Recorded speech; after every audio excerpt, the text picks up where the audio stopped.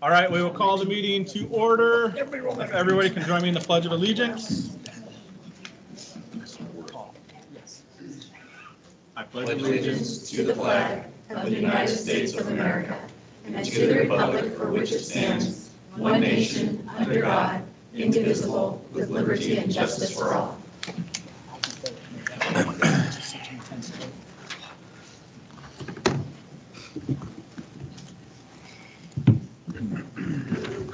All right. Thank you, everybody, for being here tonight, and those of you who are joining us online. We will be moving to communication from parents, staff, and district residents. However, I would like to note a change to the agenda. We had moved new business, all the policy discussion, ahead of reports and discussions. So new business was moved ahead of reports and discussions. So just to note that. And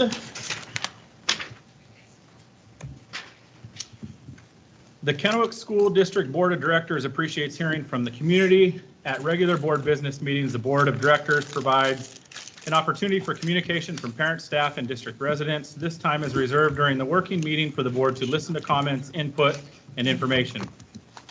The board does not respond to comments provided, as it's the goal to listen and learn. Please know the board's silence is neutral. It is neither a signal of agreement nor disagreement with the speaker's remarks. As appropriate, the board will ask the superintendent and her staff to look into any issues raised. It's important for all community members to feel welcome and safe during the board's business meeting. The board does not take public comment on issues related to personnel or individually named staff members at board meetings. However, you can email the board with any such comments. Finally, please remember your words have impact, and you, not the school district, are responsible for your words. We caution all speakers that it's possible that your statements could violate the rights of others under various laws, including laws protecting privacy and laws prohibiting defamation. If you are unsure of the legal effects of your remark, seek independent legal advice. In any case, we ask you to help us model for our students what a respectful and inclusive community looks and sounds like. Guidelines for addressing the board. When called, you will approach the podium. You'll have 2 minutes to address the board. A stoplight on the screen will let you know when to begin, when you have a minute remaining, and when your time has ended. Thank you for being here. All right. First up is Dottie Stevens.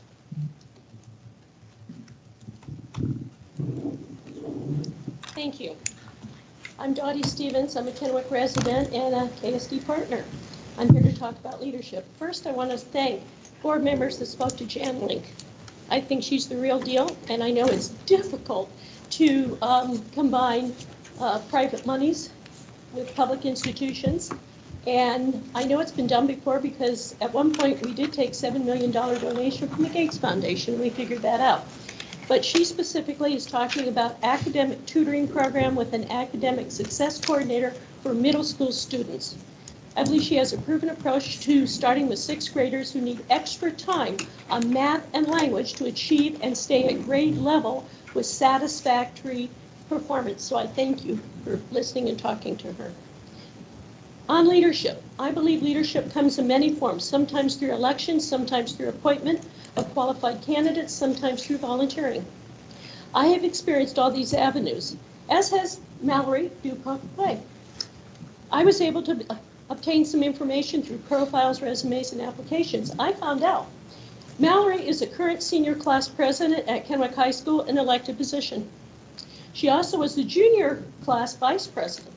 Currently, student representative for the KSD School Board, National Honor Society president, and within that capacity, organized a needs-based supply drive for My Friend's Place Grief-Focused Assistance Program. She revamped the safety reporting system to better serve Kennewick School District students. She's an award winner. She's a state qualifier for DECA 3 years, Academic Excellence Award in Marketing, and awards for Building the Future of Public Education, an Excellence Award. Additionally, she turns out to be a Running Start student at CBC, a lot of time there, and scholarship winner to attend Western Washington University. We can hope she will return to us and continue her leadership in the Tri-Cities. She is an asset and she represents local control. Thank you, Mallory. Thank you. Thank you, Dottie. Oh, yes. We have one online speaker. We're gonna grab them really quick.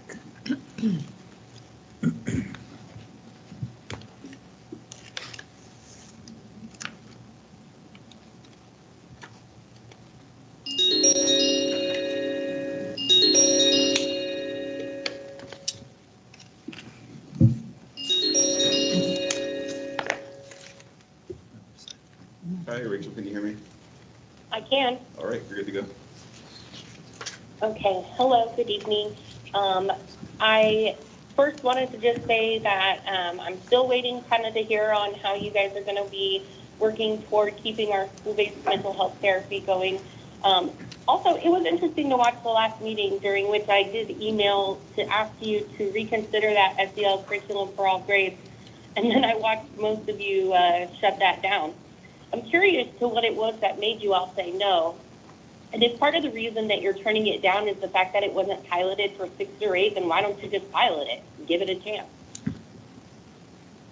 I'm part of the 21st Century program, and my program runs 3 to 5:30, so I don't have the opportunity to get there to speak in front of you, but if I could, I would be standing before you. I'm addressing you every other week, hoping for some kind of action plan that I have yet to receive a detailed response for, except for one member who took the time to email me back last week. For you to shut down an SEL program that could potentially help save the district thousands of dollars in school-based mental health therapy in the next 3 to 5 years is beyond me. The Healthy Youth Survey for Washington says that we're making progress, but there's still a large number of students still reporting being depressed and having suicidal ideations.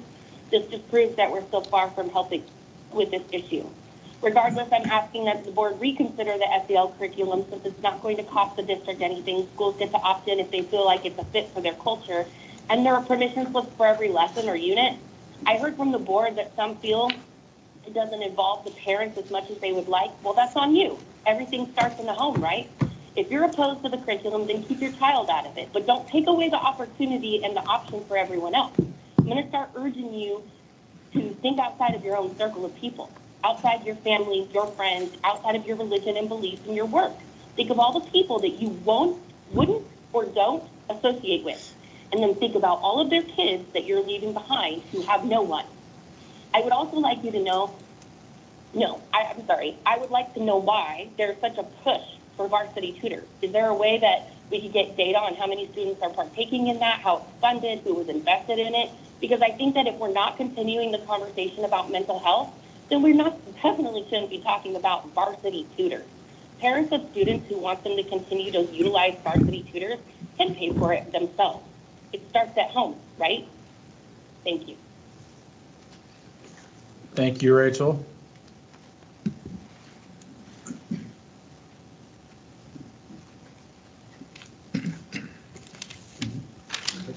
Lisa Pepper.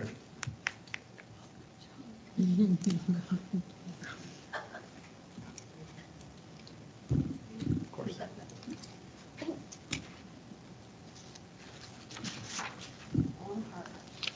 I had a hard time hearing Dottie. I'm just going to move the microphone. Yep. Okay. I'm ready. Thank you. In fact, thanks to Dottie for that information about Mallory, because that was one of the things I wanted to talk about, and that'll save me a little time. I wanted to just reiterate that Mallory does speak for students, even though she wasn't elected. Okay. I'm kind of piggybacking on what I said at the previous meeting, talking about how I'm concerned about who has your ear, which is kind of what Rachel was talking about as well. You talked about a small vocal minority. I just want to invite you to consider that you might have been elected by a small vocal minority. Our voter turnout rate was 35.61% for the entire election. And when you consider that probably 60,000 voters could have voted for school board with an average somewhere around 16,000, making the actual selection in our race, that equals about a 27% turnout rate. So I'm inviting you to consider that there are people, we come and we speak, we're vocal. I don't know if we're in the minority or not.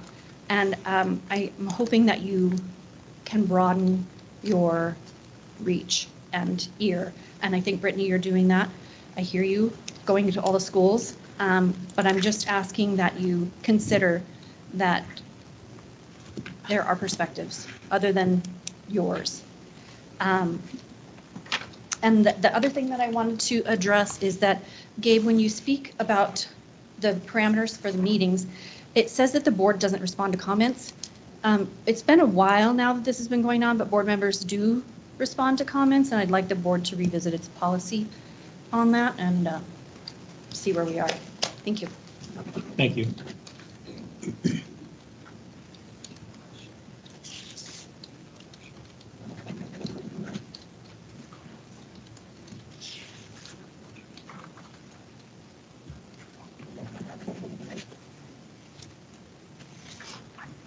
All right, next up, Mary Jo, I believe it's Wilkins? Perfect, okay.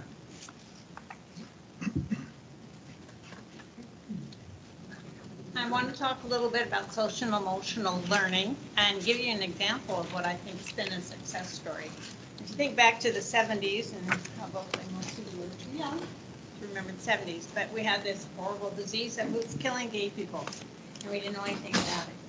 And when medical scientists finally got the facts together, we found out it was AIDS, and that these people were being socially ostracized.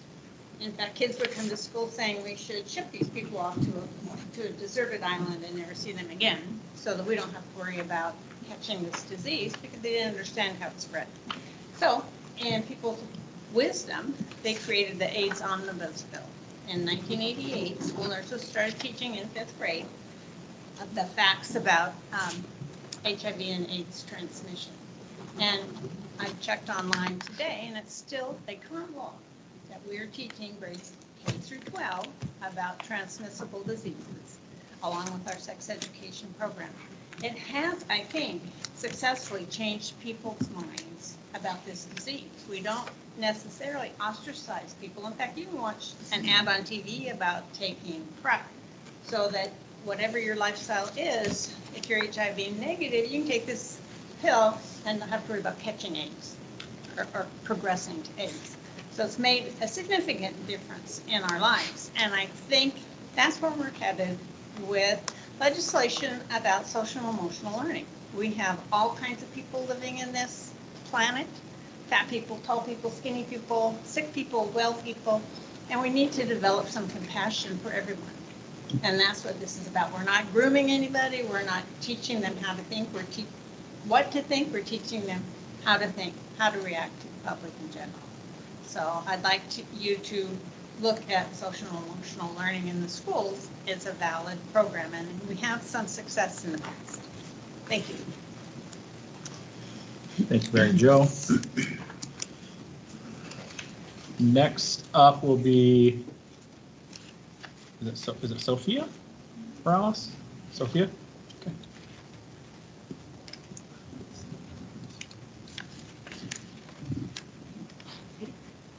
Good afternoon. My name is Sophia Morales. I'm the current Miss East Cascades team. I've come here to address the issue of funding distribution for the Kennewick School District, specifically regarding the funds from the levy grant issued to our music programs. The funding cut the Kennewick music programs received are too extreme to maintain the current curriculum. Solely sustain a music program takes more than buying a few instruments in a couple years, much less 6 to 7 years. On average, an instrument played for long periods every day needs repairs once a year and is replaced anywhere between 2 to 15 years, according to NAMMfoundation.org. Limiting the funding for your music programs to this extent will inevitably lead to a lack of instruments available to band and orchestra students, restricting students' access to a core curriculum. Without a readily available music program in schools, low-income students will have no way to experience music seeing as they don't have the finances necessary to pay for an instrument or lessons. Not to mention, it is a disservice to the music teachers in Kennewick, Washington. Your teachers are working hard to expand the programs for the students' experience and create well-respected music programs in the district. Besides, I want my little brother, Juan Morales, to enter a well-funded and available music program at Kennewick High School, just as my siblings, Aaron, Sydney, and Jane Morales have experienced. Even as a senior, I can't stand by as the music program I grew up seeing dies out. To see the band at Kennewick High School, a relatively small but accomplished band, losing members and instruments isn't an option, when students will be missing out on a lifelong community built on music. I ask for the school district to find a solution for their drop in fundings that doesn't include students fundraising to support a core curriculum, teachers repairing instruments, or renting out school materials to students. Thank you for consideration. Thank you, Sophia. Thank you.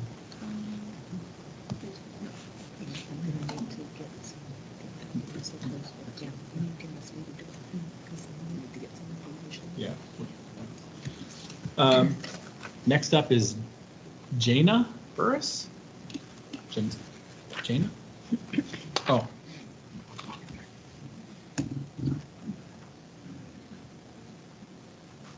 I give my time to Sophia. Oh, great. Okay. I do have something extra to share.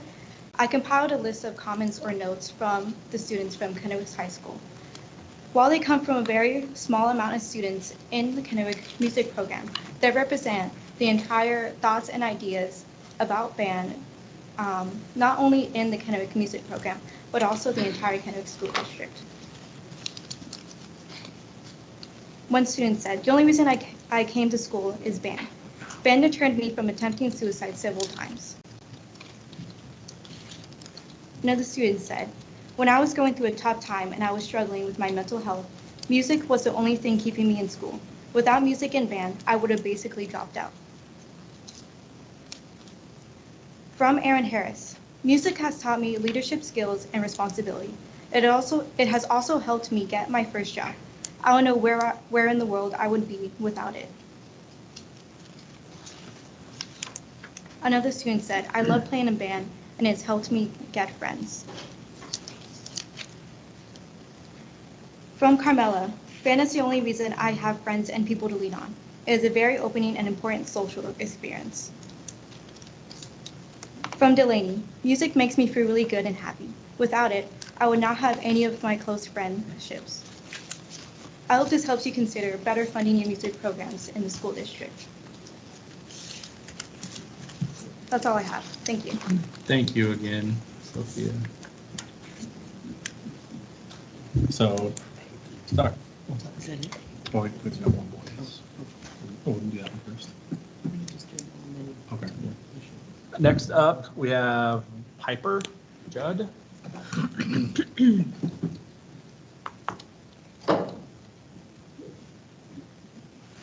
Sophia talked about what I wanted to talk about, also the band funding. And I just want you to consider what we were talking about and have more funding towards the band, because the major cuts like that really ruin the program. And it's Thank you, Piper. Okay, so I've asked Dr. Pierce to look into the music program funding and find some information for us and come back and share, follow up at our next meeting, so. Get some data. Yeah. Perfect, thank you. All right, looks like we have Linda Stevenson. Do we? I'm good. You got it? Okay.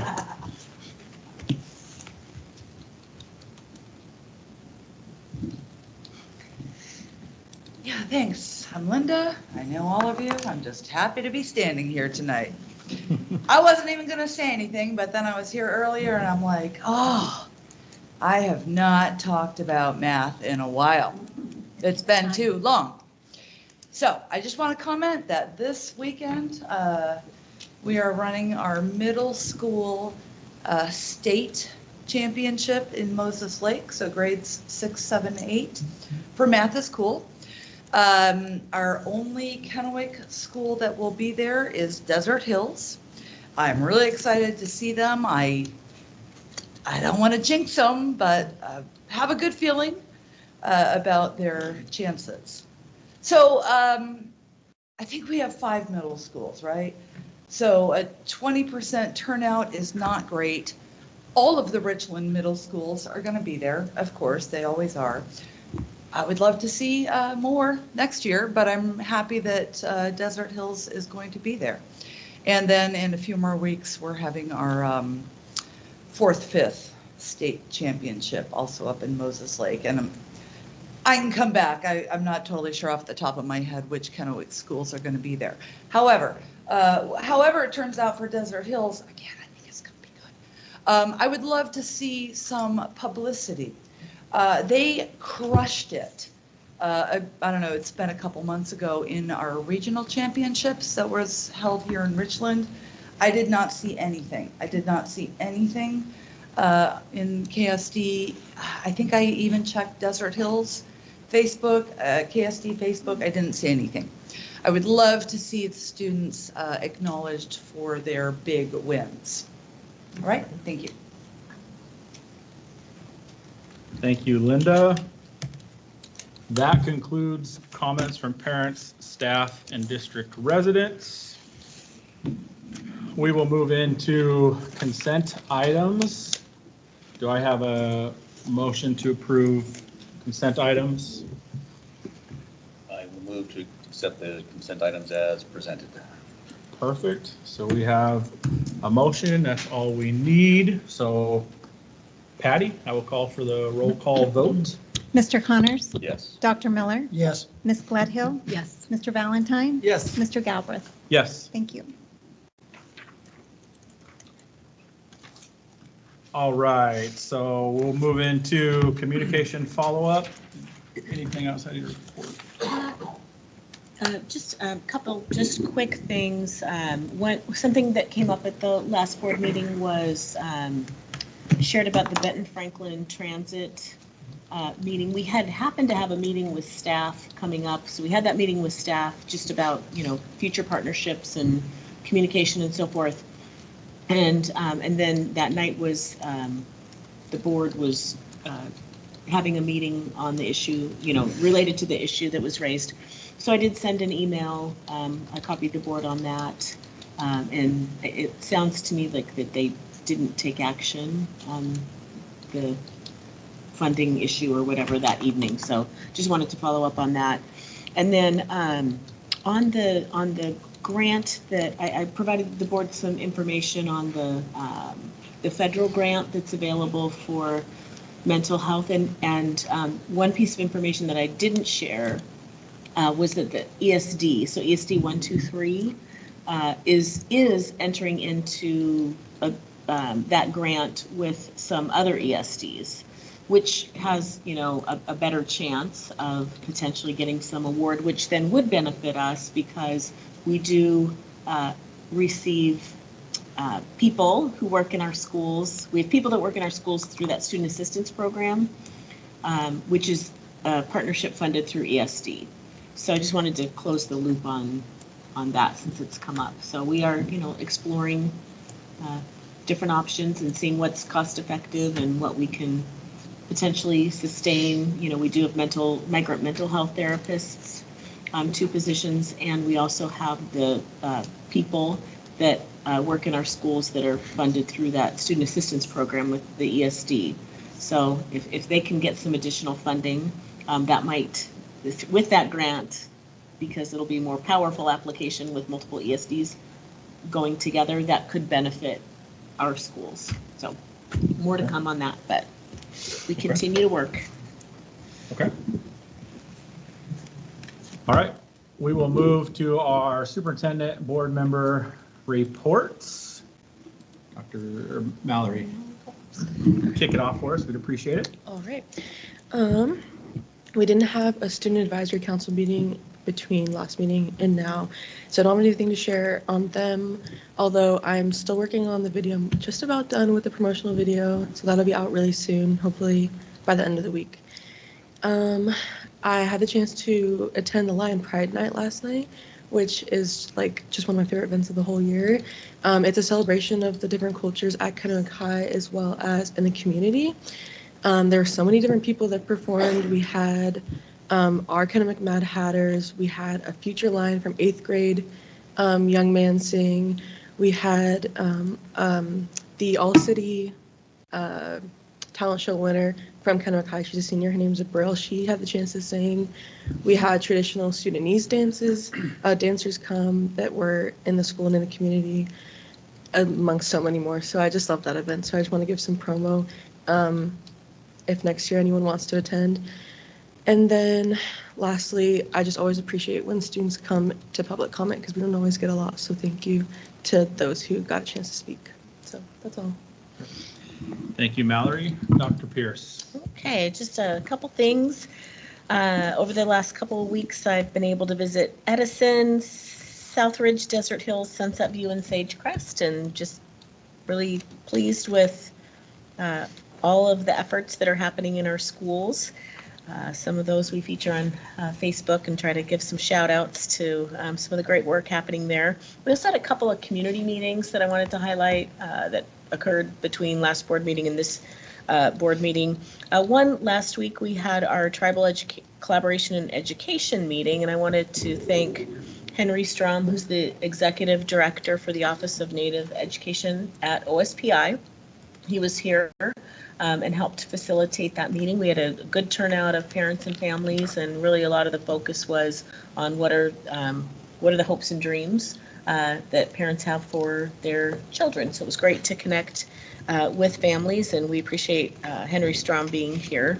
Last night, we had a meeting of the Facilities Executive Committee, and we've been working with them on updates to the 10-year capital facility plan. So the board will be seeing that plan when it's shared on May 8th. A couple of announcements I wanted to make. I also just wanted to remind everyone that the student board representative-elect applications are available.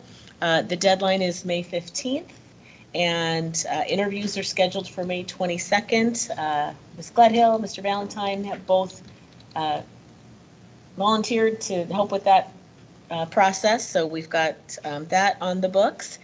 And then varsity tutors, I wanted to just take a minute to be really clear about that, and we're going to get some information out this week. It's been talked about at the board meeting, but we haven't formally, announced it to staff or to parents. But Varsity Tutors is the online free tutoring that we've been providing with ESSER funding.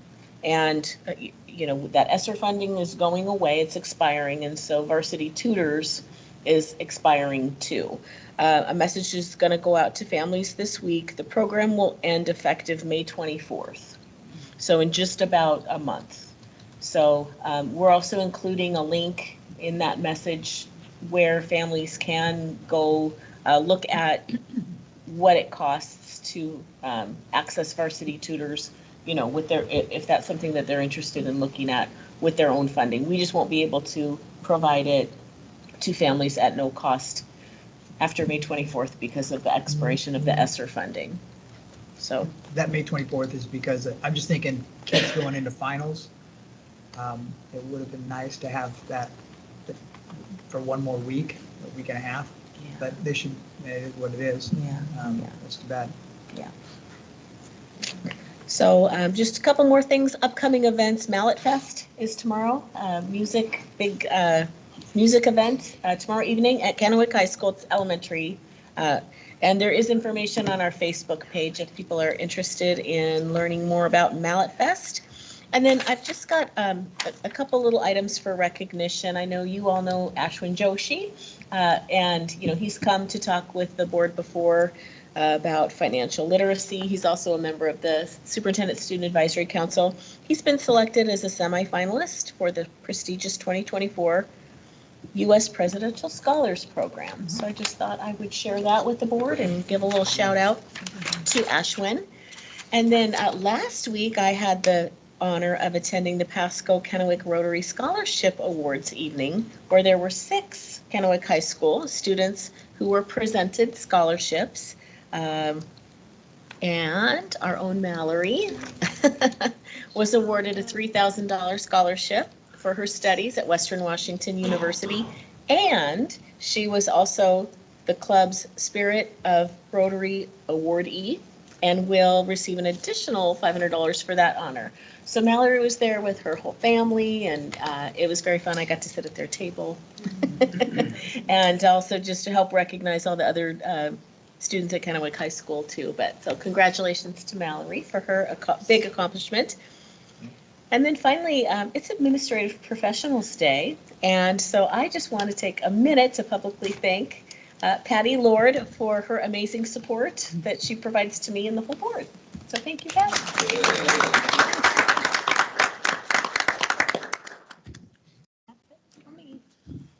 All right, Mike.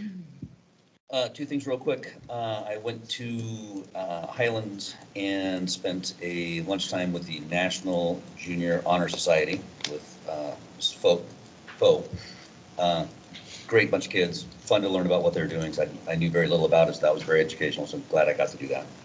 Secondly, continue to talk about the TriTech and what they're doing. You know, my daughter is taking the pre-nursing, working on her certified nursing assistant. And one of the things they did last week is she basically took the whole week off and they did clinicals and they shipped them off to a nursing home and they make them work 40 hours. Started at 6 in the morning, worked till 2 in the afternoon. And that was awesome. She came home destroyed and beat up and oh my God, I can't do it. And just flopping around. But she was excited and she had to do all the things you have to do as a CNA. And some of it was just not real great. But she loved it, she learned something, and she was super happy she did it, and she's enthused to continue to go forward. So I just want to continue to praise what's going on at TriTech and the skills they're giving these kids. Thank you, Mike. Dr. Miller? Yeah, a couple things. One, I just wanted to echo Mallory. I appreciate when students come and talk and share their experiences or share some of their concerns. It always helps us to better understand what might be going on in some areas where we may not always be aware. And so thank you for the students that do that. Also,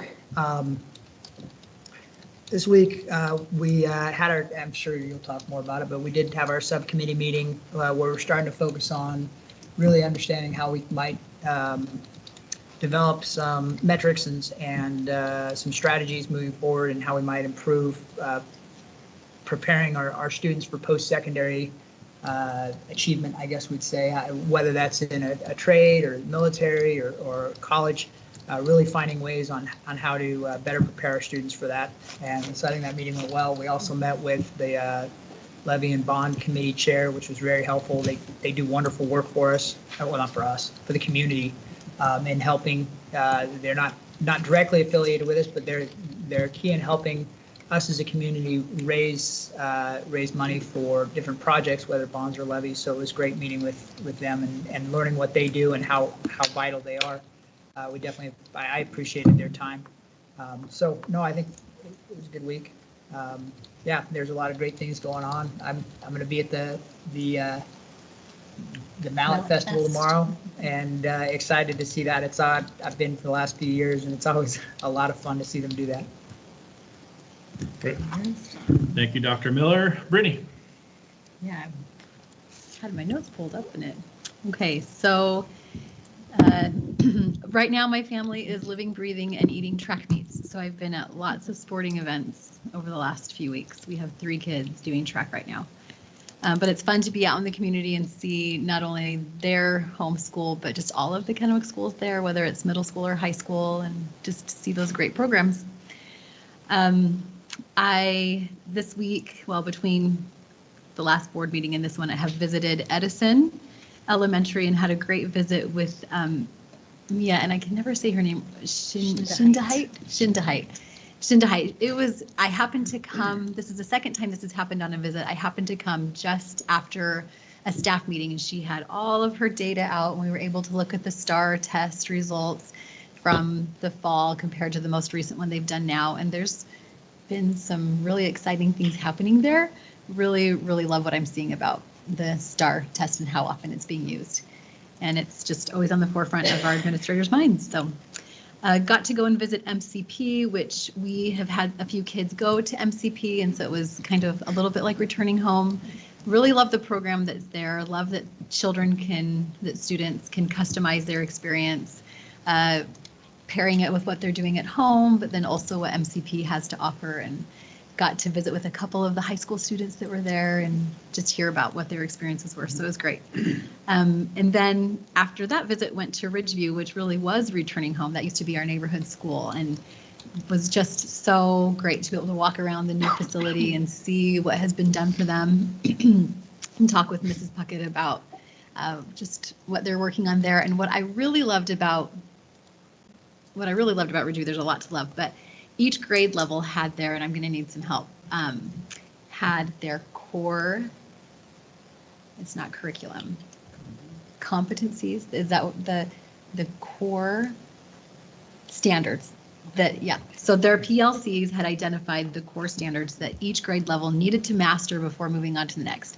And each grade level, each of the PLCs had these posters in the hallway that mapped out exactly when during the school year they would be focusing on those things and how they would reintegrate students that weren't quite at mastery yet. So it was great just to see that it is there and that they are teaching to their plan. So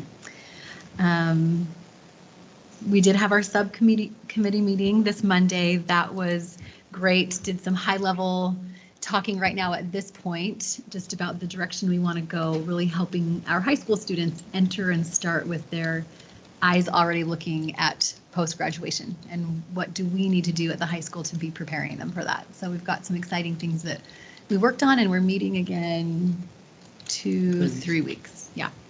And then also Dr. Miller already mentioned it, but we had a meeting with Matt Masteller, who's the head of the Levy and Bond Committee, and just really appreciate the work that he's doing already 2 years in advance of our next levy. So grateful to him and his team. Did I say Matt? Pat. I had Pat. I just said, I know. I just wanted to make Pat. As someone who messes up names Yeah. regularly, I just wanted to help clarify. So. In my head, I said Thanks. Pat. Thanks, Yeah. Brittany. Yeah. Micah.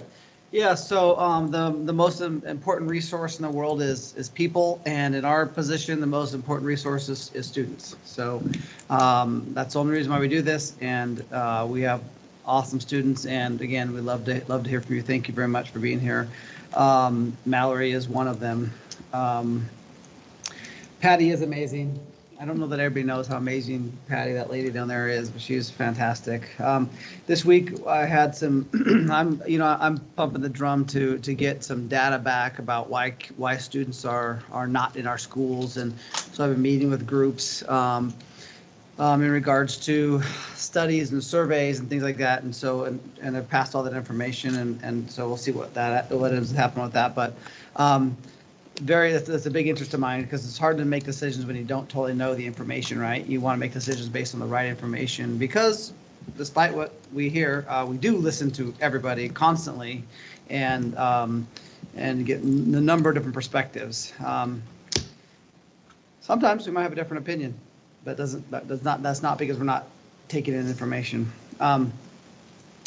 I met with a group that has to do with student learning, and this group has this philosophy that the whole school system is set up kind of backwards, just nationwide, and it was really cool to have the take of what their philosophy was, and so we're trying to what a student-centered philosophy looks, rather than like pushing kids through curriculum. So I've kind of been like working with all these groups behind the scenes to try to what can we do to improve our student experience, our test scores, and that kind of stuff. So that's a big issue on my mind. So I've just been meeting with all kinds of groups like that, deep into policies and procedures this week, these last couple of weeks. And last thing by the way, we did not shut down an SEL program. Just throwing that out there. But the last thing I want to say is I just want to give a big thanks to our resource officers.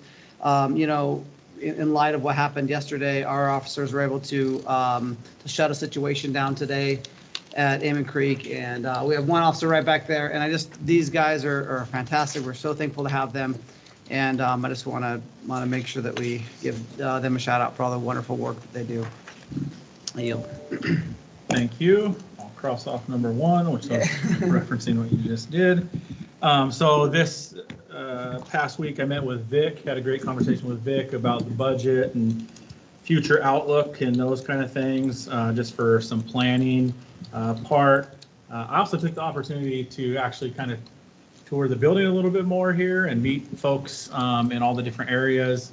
And Alyssa showed me around her section of curriculum and introduced me to a lot of stuff, and just got to meet a lot of people who I've seen emails from and may not have put the face to the name. So that was great. Mike, myself, and Dr. Pierce have been invited to be guest speakers in a week or so at Highlands for the National Junior Honor, I think, Society awards presentation. So the three of us will be guest speakers there. I think the keynote speakers, the Tri-City of the Year? Tri-City Man of the Year. Tri-City Man of the Ryan Year, Mace. yeah. Yeah, so he'll be the keynote speaker. I had a good conversation with a couple of teachers this past week that led to maybe a policy update on grading. So I passed that information on, and so that might be something that comes up in the future, just a discussion around some grading and timely grading. And so, but I just appreciate the teacher that reached out to kind of spearhead that discussion. That was, I appreciate that. And then the last thing I want to just give a shout out to Tyler, and I'm not going to say his last name, but Tyler takes the time to write the board multiple times, maybe at least once a week, and just ask how everybody's doing, tells us, thanks for what you're doing. He talks about all sorts of stuff. Really enjoy the emails. And I just wanted to say, Tyler, happy birthday coming up this week, the 27th of April. We get your emails. We appreciate them. And a special happy birthday to you. And thank you for all your emails to the board. We appreciate them. All right, so we will move on to new business. Dr. Pierce will lead us through 5 different policies. We are starting with policy number 2340, instruction, race, and the curriculum. And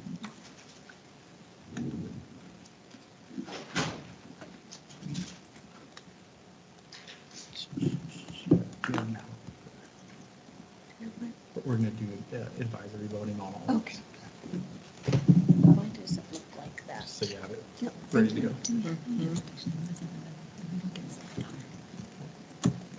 There's not a presentation. No. No. Ron, do you know why it's not showing up right? Is there something I'm doing? Thank you for your help.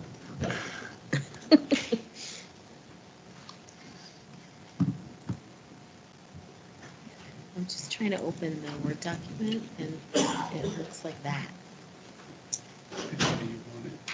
To white. Oh, in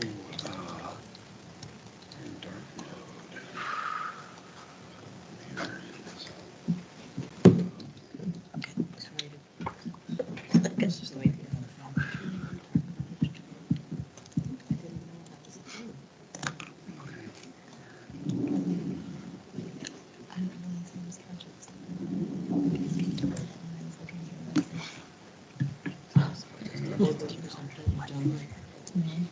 Oh, there you go. Thank you. Okay, thank you. Okay, problem solved. Thank you, Ron. Okay, so the first 2 policies, A and B, that are coming before the board tonight, board members asked for these to come before the board. The remaining policies I'm bringing to you with some proposed amendments. But so the first policy is the race in the curriculum policy, which the board adopted in August of 2022. When it says it was amended in June of 2023, that was when we were reviewing the 2000 series and just updating formatting and things like that. And so the proposed amendments that you see are the things that are added in red an underlined font, and I'll try to make this a little bit bigger here. But just for a little context, some board members will remember back at a study session in June of 2022, the board discussed critical race theory. That was the issue coming up, and had a long discussion at a study session about what was important for students to be taught in classrooms and what board members wanted to ensure students were not taught. And that resulted in the policy that's on the books today that's called Race in the Curriculum. And it doesn't say critical race theory or CRT anywhere. The proposed updates bring in a definition of critical race theory. The ask was, can we put the words critical race theory in the policy and be clear that the district and its partners won't promote or emphasize critical race theory.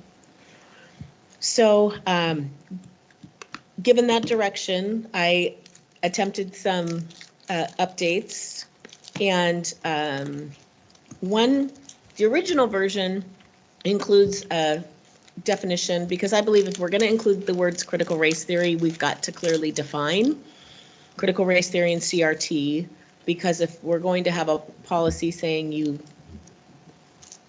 can't indoctrinate students into something, it's important that we are clear with teachers and so forth, like what is it? So I went back to that study session from July of 2022, and this was the definition that the board was working from. That's like a dictionary definition. It's from Britannica.com. So the original version of this amended policy that you received in the first set of board materials included this definition of critical race theory, and mostly the same wording that exists in the current policy. But then board member asked that a different definition be used. So I included that as option 2, and Micah asked that this be the definition that we use for critical race theory. And so that's option, I just called it option 2 here and highlighted it in yellow. So in the final adopted policy, obviously it can't have 2 definitions. If there's going to be a definition, the board needs to determine what you want that definition to say. The other thing that is included here is some wording that says, well, so if the words critical race theory are included in a definition of CRT, then I think it's important that there's some wording that says that while learning about critical race theory might be appropriate if it's aligned to specific learning objectives of a course. For example, and I liken it to and I've had this conversation, religion. We've got a religion in the curriculum policy that's been a long-standing policy on the books. And it says students can learn about different world religions. I mean, if you're in a world religion class, you can learn that these are different world religions and worldviews that exist. And there's a difference between learning about a world religion versus being indoctrinated into, you should believe this.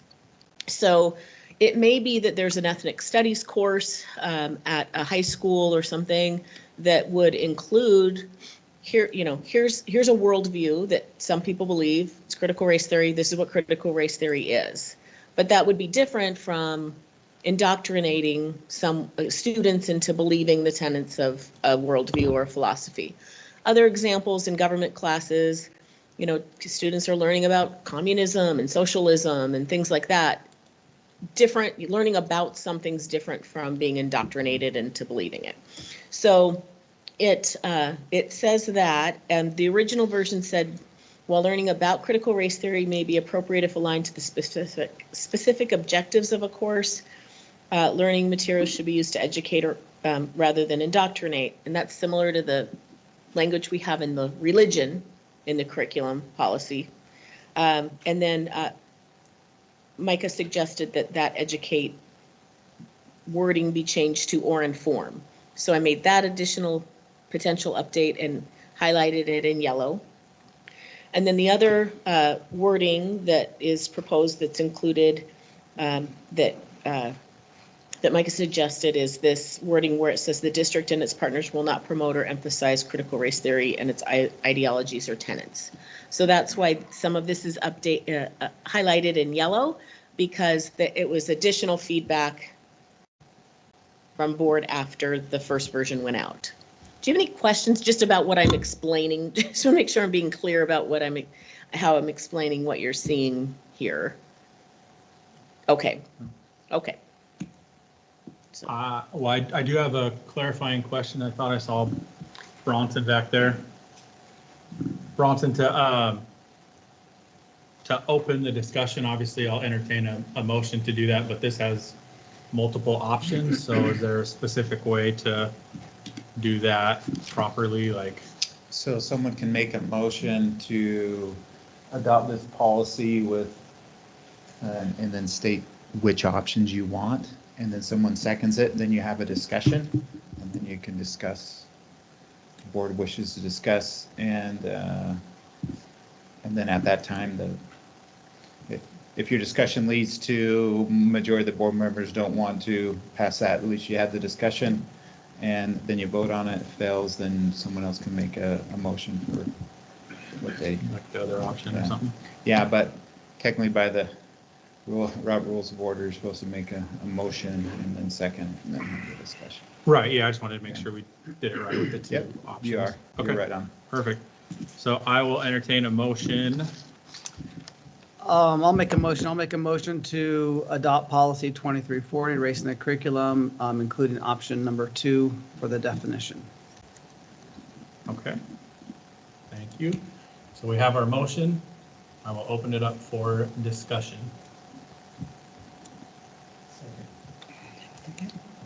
Do we need a second? I thought we. You don't technically in a small. Yeah. In a group under 12, you don't need a second, is what we were told, right? All right, so we're open to discussion? Open for discussion, yep. No, go ahead. I feel like I'm always the one that starts the discussion. Why don't you start at this time, Josh? Okay. The difficulty I have here is that we're trying to define something that is fairly nebulous in the population, and the population at large will hear a phrase that is fairly polarizing. There will be people that and has very different meanings to different people. I think certain people will hear critical race theory and think one thing, and others will think another, and we can define it how we choose here. But I think even people will define it as they choose on their own. So it makes it difficult. I wonder, and I wonder, do we need to even use the words critical race theory? Because I think we are inevitably opening ourselves up to confusion, to polarizing people who may all agree with fundamental principles of what we're talking about, but because of certain words are used, critical race theory, I think most people agree that we shouldn't treat people differently based on race, and we shouldn't. Yeah, I just wonder, what is the benefit of using this term, which is very polarizing and which is very poorly defined, no matter which definition we use? I mean, there's multiple definitions. It becomes very difficult to know what teachers and the lay public will interpret. If they hear you can't teach critical race theory, what will they think that means? They're not going to go and look at our definition in most cases. They'll just assume that the definition is the one they know, which may or may not be the one we use. That's my concern. I guess, I'm asking, what is the benefit of using that word, that phrase, in this discussion? Can I answer that? Yeah, please. I'm throwing So out I answers. would, my question would be, what is the downside? I think that right now we have a policy that is a little bit gray and leaves the door open, and we have a chance to just close the door and answer the question. When people ask, are you guys teaching critical race theory in Kennewick School District? We obviously say no, but then they say, but you don't say that. There is nothing that says you don't teach it, right? And so now we can just say, we don't teach it. We have a policy. It literally says we can't teach it. Door shut. The end of discussion. Everybody is the same. The amount of pigment in your skin has nothing to do with your aptitude. We want every kid to know that they can absolutely succeed in the sky's the limit with no limitations, and there's no ceiling. Just go. And so now what we're doing is we're giving those many parents assurance that our district is absolutely shutting the door on this issue, that we're not teaching it, rather than leaving the little bit of a gray area open. We are defining it. We're saying this is what we're not teaching. This is what we're not teaching. Now, if they don't read the policy, then, that's on them. But we can at least look at everybody in the eye and say, we are not teaching this. We do not believe in it. We believe that everybody has the same potential, regardless of race, skin color, anything. And everybody, and we're just shutting the door on the issue. Signed, sealed, delivered. Why leave the door open? The people, see, I tell you right now, I believe that there are people in our district. If we do pass this policy as I presented, nobody's going to leave. If we accept this policy as I presented, I believe that it's going to open the door for many to come back. So there's no downside, there's only upside. And that's my opinion on this. We are shutting the door, we're answering the question, and we're ending the issue. We're ending the debate. Why keep this open for people to question, for people to ask, when we just can't look at them in the eye and give them a straight answer? No, we're not. Right now, we can't do that because we don't. I don't think we're really teaching it that much, but if we're not teaching it, then what does it even matter to put it in here? All it does is to reassure people, give them assurance they can come back, that their kids are not going to get indoctrinated. There's a lot of kids who do not go to our school because they believe that our school system indoctrinates people in a lot of different ways. Let us just shut the door on that, and let's just move on to other things. Okay. Any other? I feel much like Josh. I feel like the policy as it stands accomplishes what Micah is saying. It doesn't use the terminology critical race theory, but I agree with Josh that even if it's well defined in here, everyone has their own definition of what critical race theory is. And I actually feel like what we have currently is clearer than using the word Josh used was nebulous, and I agree with a nebulous term that its definition can shift. So, to your point, Mike, about closing the door, I would actually argue we don't close the door on anything by simply saying here, because if someone wanted to teach something that you might define as critical race theory, but they don't. But we're defining it. It doesn't matter how I define it or how they do. Like, so for example, if we use the second definition, that's still fairly vague. I mean, it's not, you could, as long as you didn't come out and say that the society is organized by racism in an academic or in the United States, and that the United States is founded by white supremacy and oppression, as long as you didn't say that by your policy, we would be okay. And that's where I have concerns, because I would be, actually, I'd be okay with saying we would, teachers are not allowed to teach that that society is organized by racism and is an academic and is founded on white supremacy and oppression. I'm okay with saying that, because I think most of us would agree that we don't need to, that is a personal perspective that someone might have, and that's not what we need to be teaching. But to use the words critical race theory, it becomes very confusing to people, I think. It becomes polarizing where we don't need to be polarizing, because both sides of the aisle have used it as a polarizing phrase that it just gets, that they each have their own definitions for. And so when a parent comes and says, do you teach critical race theory? My answer wouldn't be yes or no. My answer would be, what do you mean by that? Because I don't even know what that means, to be honest. I don't know what they perceive it to mean. And that's why, to me, I'm hesitant to put a phrase in there that is highly polarizing, and has diverse, different definitions, I think it would be much better to simply leave polarizing phrases out and just use what it is we don't want them to teach. And that is, I mean. That is. I like where it says, like, I do agree that where it talks about how moreover students will not be taught that their race determines their value or worth, or race are inherently racist, oppressors or victim. Neither preferential nor disparaging treatment shall be applied. Learning about any race. This is part of the SEL stuff we talk about. I think it's teaching people that everyone is valuable. I think that's great. I don't know if we need to particularly use a single phrase that people, that doesn't define this, but it's a nebulous definition that it makes it difficult and polarizing.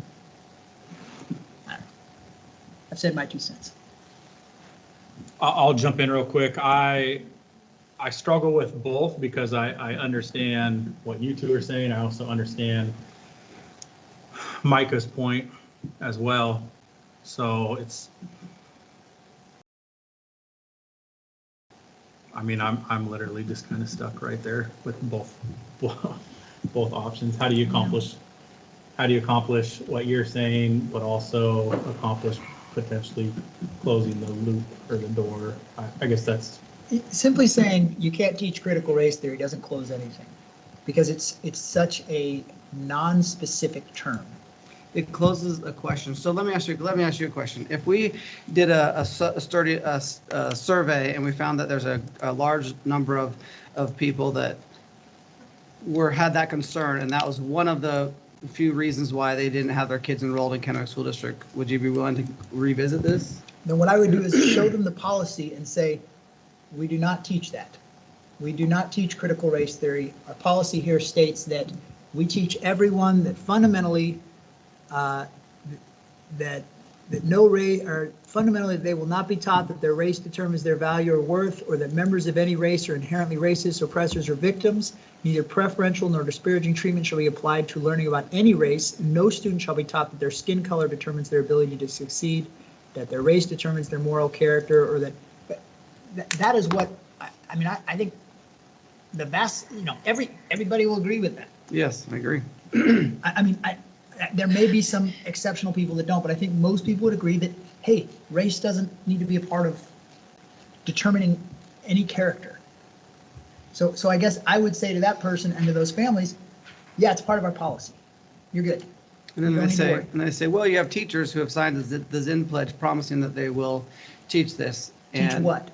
Teach critical race theory. When they say teach critical race theory, what is the Zinn Pledge? What does the Zinn Pledge define critical race theory as? You see what I'm saying? I don't. But we can answer that question by saying, if you read the policy, that is what we're not teaching. That is what we're not teaching us. That is what critical race theory is to us, and that is what we're not teaching. So why do we have to use the phrase? Because again, they're going to come back and say, well, that's not. Nobody wants it taught. I don't understand why we don't just say the thing that we actually mean. We all mean, none of us want it taught. Let's just say what it is. This is what it is. This is what we don't want taught in our school. We want everybody to be taught that they have an equal opportunity. Just say the thing. None of us want it taught. Well, I got lots of thoughts. No one's going to hear them. This is an astronomical waste of time. I'm looking at you, Micah, because you wanted this the first time we voted it down a year ago. Yes. You didn't get your way, so now we're counting on the ideological shift of the board to now get what you want, which is fine if that's the road you want to go down, if you think you got the votes and that's what you need to do.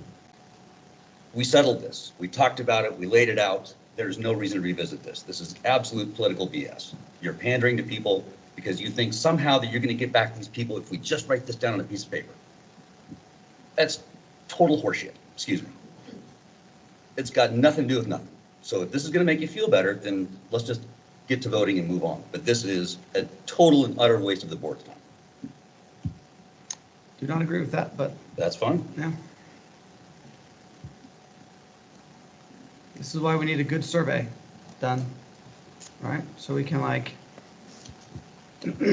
So when you say survey, you're talking about surveying those that aren't in the district anymore, or just surveying Talking about anyone? all the kids that are not going to our Kennewick School District. Why do we have so many kids that can go to our schools but do not go to our schools?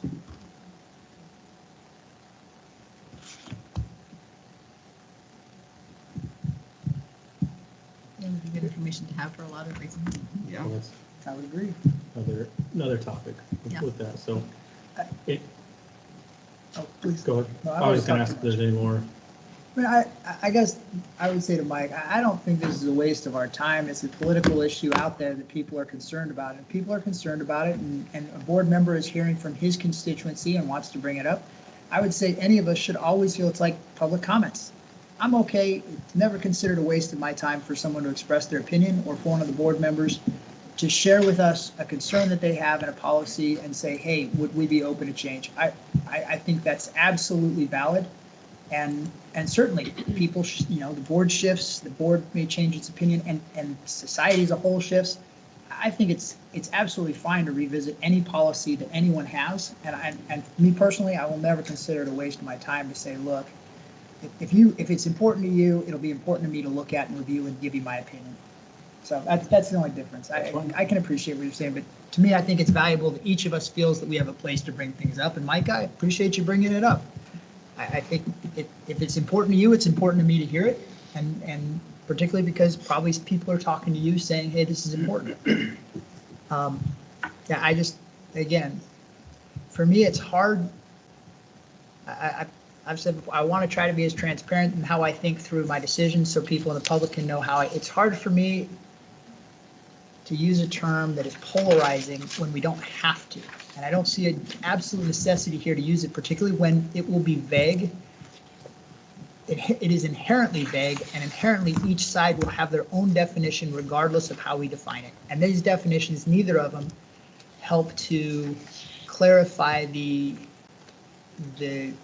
nebulousness completely of what we're trying to say. Why don't we just say what we mean and not use a term that is out there in the public that's being thrown around all over the place? I feel like I've answered that question and you're not listening to the answer. You're just. I did no. What I'm saying is I hear what you're saying, but I disagree with you fundamentally. I don't think it changes anything to use the phrase. It doesn't close any loop. Sure. It doesn't close anything by saying critical race theory here, because anyone else can say, well, I'm not teaching critical race theory. I'm teaching this, and give their definition. And if it doesn't match our definition, then they can do it. As long as it fits the lower parameters, which one really is where the definition of what we're saying they can't do.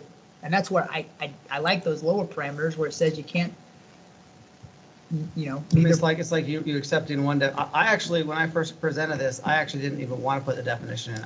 All I wanted is one additional line, which is the last line there. Legal advised us to put a definition there. So we need one. I agree with you. Like that, the big middle paragraph that defines it. That is a really good definition. So just don't use the word critical race theory. So what is it about that third line? Is it the district and its partners that it's important, or you want the term critical race theory? Both of those things. It's really important that the partners understand that is not a thing that they can teach. And it's also important to, I believe, a great number of people who would bring their kids back to school if they have had that comfort. Just the reassurance that it's not being taught. We're not saying it. Like you're like, are you teaching it? I say no, we're not. Like, well, do you say that anywhere? No, we don't. We describe it. I mean, if we're not going to teach it, let's just say we're not going to teach it. Like it's really that simple. I don't know that we say anywhere in this policy right now that the district and its partners won't teach that. So do we need to include that our partners will also not teach these things that are included in that paragraph? Is there somewhere where that's? Unless that's just assumed that by being a partner, they follow Kennewick School District policy. I'm just going to go out. I want to take a look at the policy as it's written right now, just in the clean version. It's 20, what is it now, 2340? Yes. Yeah, 2340. No. Yes.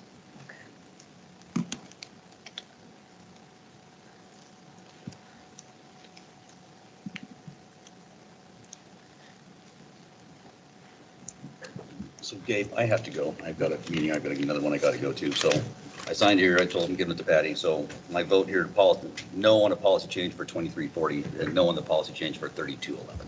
Okay. So break those down. Like I said, I apologize for having to go, but I got to go to another meeting. Thanks, Mike. Yeah. Thanks.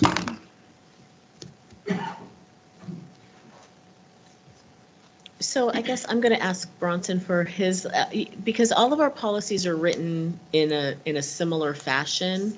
And so if like, all of the policies apply to anything that's happening in our schools, right? Like it's both for staff and for people coming into our schools. So if we wrote specifically like and partners in here, do we need to go write that and partners in all of our other policies, right? Or is it assumed that these policies apply to everybody? So this is a policy of the board, what's not supposed to be taught in our schools. So if we contract with a third party, they're bound by our policies. And if you don't think they are, and you think you need to put the additional language, then yeah, we're going to have to go through every single policy and do that. But if we have partners that aren't following the district policies, then we have a problem. And maybe we need to look at those partners and tell them to go look at the policy, because that's what that's what is supposed to be followed in our district. So I don't think it's necessary to include the word partners in there, because if they're in the district, they're bound to follow the policies.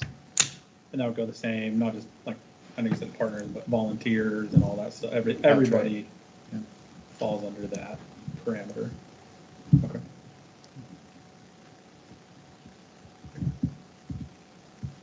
Any other discussion? Just to clarify too, when the motion was made, I don't think in the motion it was specified whether it's for just a first reading only or first and second reading. Oh. Do I need to redo something? Maybe just add to your motion whether you want it just for, if the motion is just for a first reading or for first and second. Can you clarify what the difference between the first and second reading? Sure. For those of us So that if you do the didn't motion for a first reading, it'll come back to the next board meeting for a second reading. Okay. Oh. For first and second meeting. we're gonna So if it you all do right first now. and second reading, that means it's not coming back, you're passing it how it is without it coming back to the board for additional review. I'll be for first and second, as I'm getting multiple Okay. text messages saying that it should be in. So if there's no other discussion from anyone? Patty, if you want to start with a roll call vote. Excuse me. Oh, sorry. Now would be the time, sorry, that you ask Ask for for Mallory's okay, I didn't advisory know if vote Patty before was the board going- votes. Okay, all right. Mallory, sorry about that. I wasn't sure how we were doing that process. So we will look to you for And you're your also welcome to chime in during the discussion discussion. or Yeah, advisory fine. vote. Okay. So I just say my answer? Okay. Yeah, if you don't I've never if you don't done have any this. discussion, yeah. Or you can Yeah, tell you your can- thought how you process, are or you can say thinking. whatever you want. Okay. Yeah, and then whatever your vote is. And just a reminder, your options are yes, no, or abstain. Okay. Because why you're voting that way matters.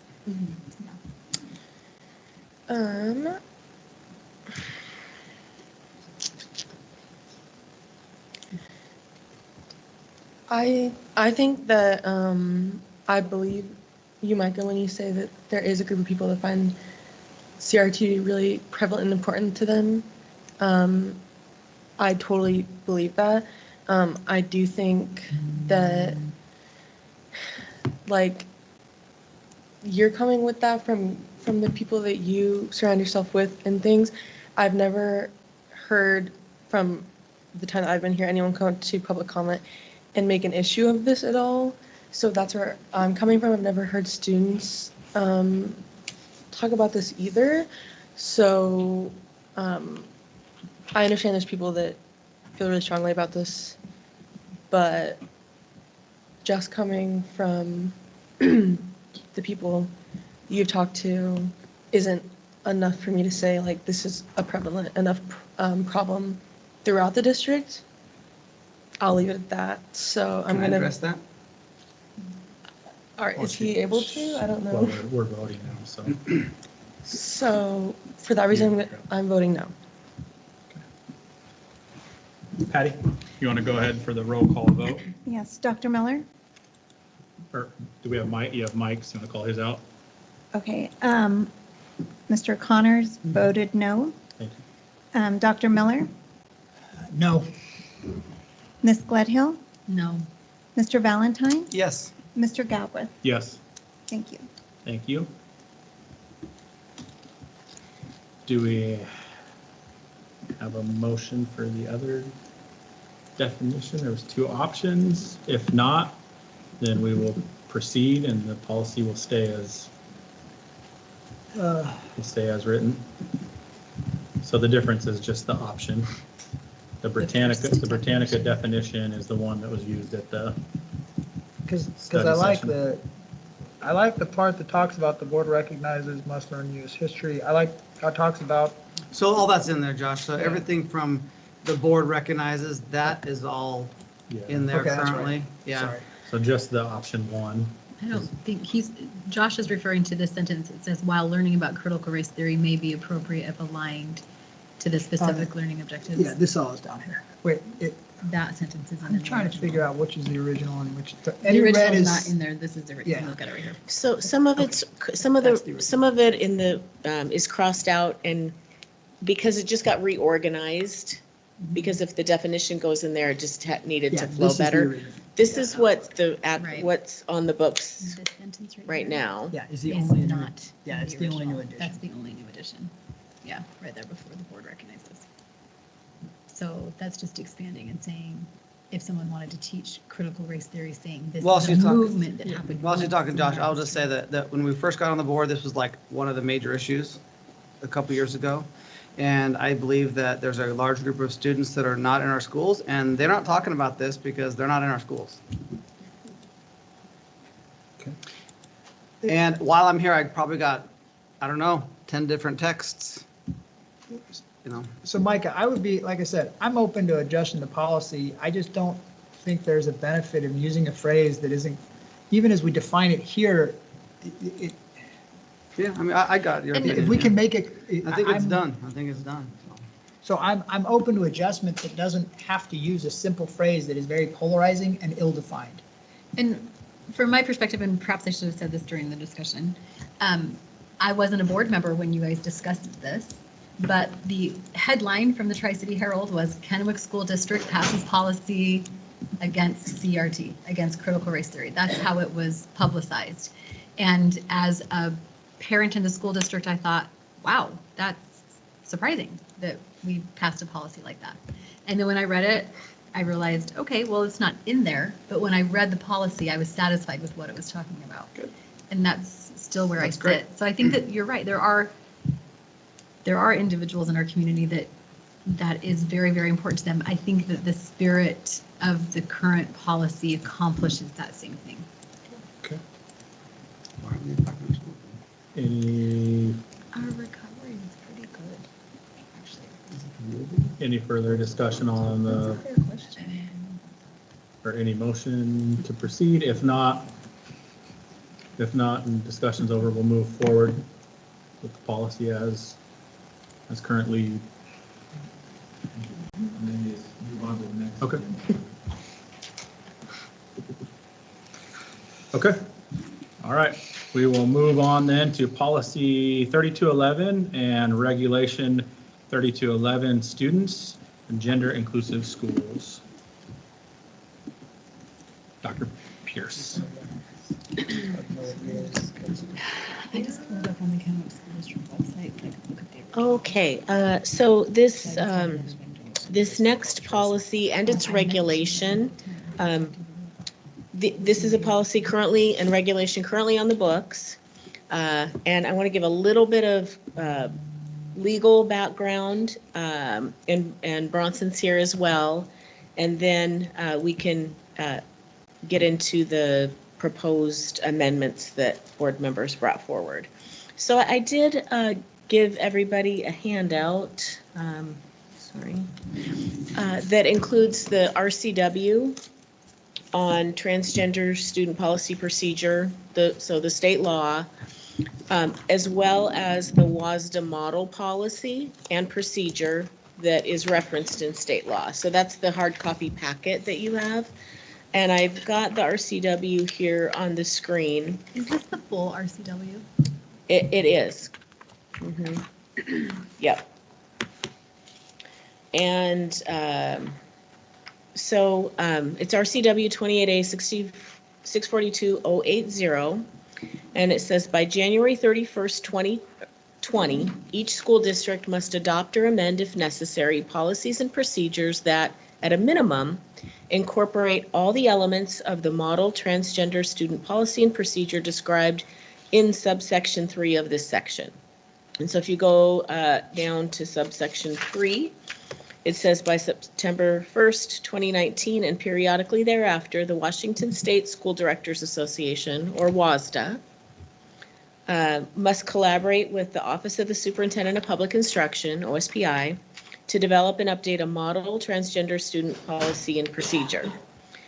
And so that the law says that the RCW, the legislature, right, directed WASDA and OSPI to write a model policy and procedure, and that's what you have included here. This is right off the WASDA site. And school districts must implement the WASDA policy procedure. So what we currently have on our district website, our current policy and procedure, is verbatim exactly what is the WASDA model policy and procedure that we're required to have by law. So really every school district, every public school district in Washington State should have this exact policy and procedure on their books, because that's what the law requires. Now, you'll see that it says that at a minimum, it has to include that districts have to adopt policies and procedures that at a minimum incorporate all the elements of the WASDA model policy and procedure. But there are some districts who've added some, didn't take anything away from the model policy, but added some things. And so I think Micah found a district that had added some things about parent collaboration. And essentially, those are the components that he is bringing forward to the proposed policy amendment. So with that, I will, I want to just show that the policy itself is not where all of the detail is. So the policy itself, this is just our current policy that is a verbatim copy of the WASDA model policy. That's not where the changes are. The changes are in the procedure, because it's really in the procedure that where all the details are about how you enact the policy. But it doesn't matter. I mean, policy procedure goes hand in hand. So what you'll see is here is the, let me make sure, the procedure with the track changes. So anything in red, underlined in red, is the proposed amendments to amended language to add to existing procedure. Nothing's been taken away from current procedure because that's what the law requires us to have. So, you know, this is just like changing it. I just did a little formatting here because of it was all in caps for some reason. But other than that, this is all new language. So there's a section of acknowledgement and guiding principles, all the language that and then another kind of section on collaborative family communication protocol. Gabe and Bronson and I reviewed the proposed amendments kind of from a legal perspective earlier in the week, and there were a couple of parts that had been in the original proposal that from a legal perspective were more like declaration statements and not really appropriate for procedure. And so those were removed. And I sent you an updated, which is what you see tonight, version. So the first iteration that you saw in the board materials were the proposed amendments from Micah. Then the second version that you saw was an updated version with some changes after the legal review. Bronson, do you want to add anything, or now might be a good time to ask Bronson any questions? No, that's accurate. And just, and I'm sure the board knows this, the regulation that's up here is a procedure on how to enact the policy. So if you look at all the district regulations, they're all procedure. They all tell you how to do their action items, how you to do certain things. And so that's the purpose of regulation. So the couple changes when we're talking to, when we're going through it, that's what we pulled out, things that were more of a declaration than a procedure. So. Okay.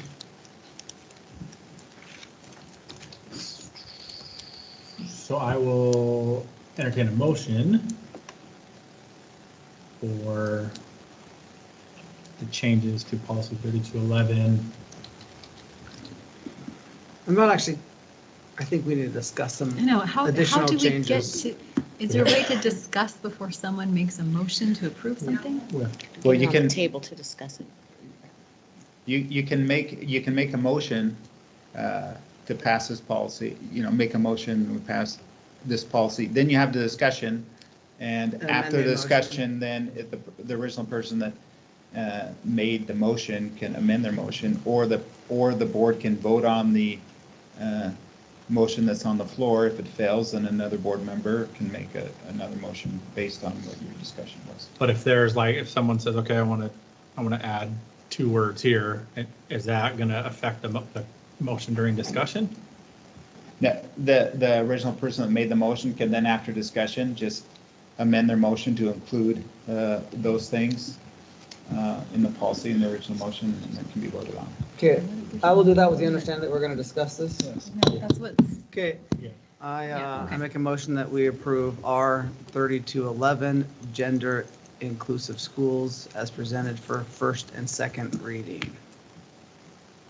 Okay. We'll open the floor for discussion. So I feel like before I can have the kind of discussion I want to have, I just need to clarify a few things about the RCW. So just a little insight into how I was doing my research. I started with the proposed changes, then looked at our original policy.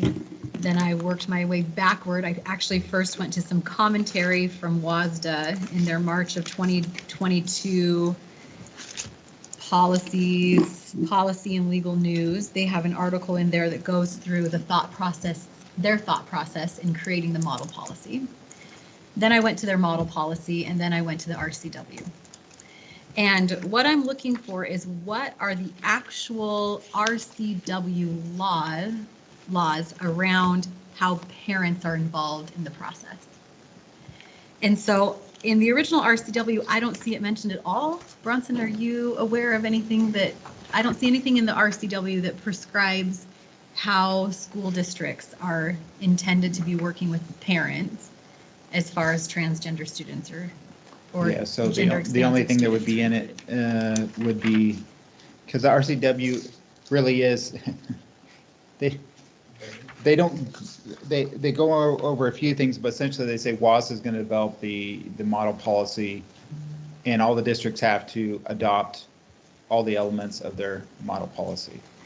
So is the WASDA policy then legally binding? Or is it the RCW? So just to be clear, Yeah. a non-elected body came up with the model. I'll do you one better. The WASDA policies, my understanding, because we're looking into this right now with the new law that was passed, that 5462, I believe it's 5462, WASDA has to create that policy. So board directors now are going to WASDA saying, hey, when you create this policy, we need to be a part of that policy as well, because in the past, WASDA policies are created by WASDA lawyers and WASDA staff. It has no, there's 1,400 and some school directors in the state. There's no school directors, in my understanding, that are involved in the WASDA policymaking. It's WASDA lawyers and WASDA staff. So that's the push right now for the next reiteration of the new laws coming out is board directors have reached out to try to make sure that board directors are involved in the policymaking. So to answer your question, yes, essentially it's. Non-elected, Yeah. a small oligarchic group of people get to make decisions for the entire state on what will be determined as the model that we are all forced to follow. Am I summing that up correctly? You don't have to The say legislature, anything the legislature gave their power to, Small oligarchic. to OSPI to develop a model policy and then said all the districts will adopt that. Be forced to follow. So legislature to OSPI to WASDA. So I'll let the board interpret that however they want. but- Thank you. Well, you get to be the legal advisor, because I actually do need a sound understanding of what we are legally bound to do as far as this is concerned. So you're legally bound to adopt all the elements of the WASDA model policy. And so you have to at least adopt that. So to If be- you want to add to it, there's nothing that prevents you from not adding to the model policy. It just, the things that you add to it can't conflict with the current language. So to be clear, we can't, I mean, there's no point, like, for example, we couldn't even discuss locker rooms, we can't discuss kids in sports, because all of that's already determined in this policy, correct? Yeah, That's so what I you, read. if you wanted to add to it and your additions to it. We can clarify, we can close loopholes, we can try to. Work around it. Yeah. As long as it follows the. I mean, because I have, from a medical doctor, particularly someone who is, I am a sports orthopedic surgeon, I have massive concerns with some of the things in this policy from a medical perspective. It is absolute nonsense when we say that we're trying to promote safety with some of the policies they have. It is not safe. Let's get discussing it. So, but anyway, but it sounds like I can't do anything about that anyway, because they've chosen their small oligarchic group of people to make their dictums. Can I start with one thing? Can I start with the actual policy, and can I propose like just 2 words? You can propose On the whatever po- you on- want. So I want you This guys, is so this, discussion. so this is where I want to bring start up the the discussion. policy. So I don't think anybody really has much on the actual policy itself, but I'd like to just throw out 2 suggestions. One, so I read the policy, totally fine with it. The thing that hung me up, and this may be going back to spending a couple years with Ron and words and meanings and all that stuff. We say, it says conjunction with comprehensive training. And I'm wondering if we have to say comprehensive? Because could anybody be subjective or say that the training wasn't comprehensive? And continue to like facilitate the request for more training, I guess? So what, you're. So I'm just saying, just remove comprehensive, so it just says training. I agree It's with not that. changing any of the meaning, it's just saying we're providing training. We're not saying comprehensive, because I think if someone wanted to come and say, oh, I just did training, I don't feel it was comprehensive enough, it didn't go into all this information, then are we on the hook to do more training? I'm just asking. And then the other word I would recommend taking out down there, it says facilitating. We took out a section that mentioned facilitating, so that word might be, we took it out one spot. I just thought maybe we In the want to procedure. take it out of the policy. So it'd just say we'll support the effort by district compliance with local and state laws. Just those, I just don't know if anybody had a policy. I like the comprehend, I like taking that out. I'm good with that. Are you guys good with that? So I the just wanna- RCW, as it put it up there, says you just have to incorporate all the elements of the model policy. So if the board interprets that as taking those out, you still adopted the elements of the policy. You're still doing training. Okay. You're still. So could we notate those, Dr. Pierce, so when it comes time to finalize, we know what we're potentially amending? And I don't know if you need this maybe of district compliance, or I don't know. You might Yeah, have I'm just. I don't even think you need to know. Okay, So it would just read, this policy and its procedure will support that effort by district and district compliance. Yeah, by district compliance with local, state, and federal laws.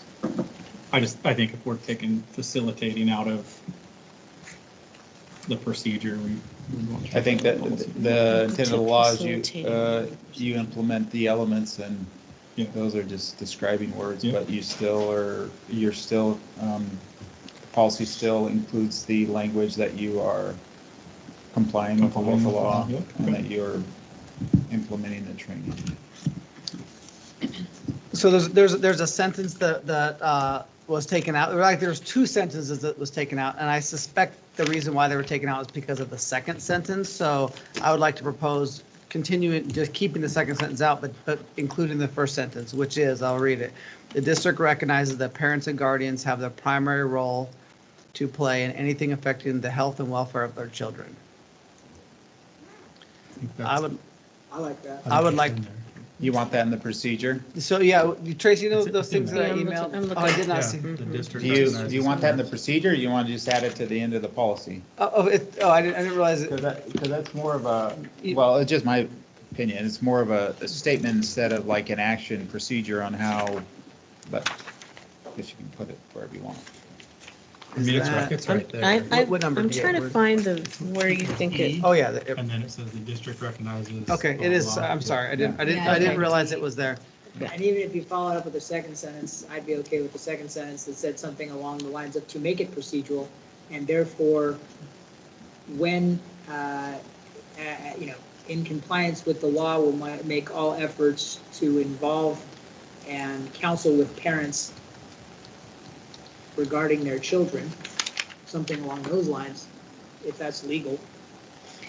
Well, It's legal to add, like I said before, it's legal to add to it. You just have to incorporate all the elements of the model policy. If you want to add additional things, you can.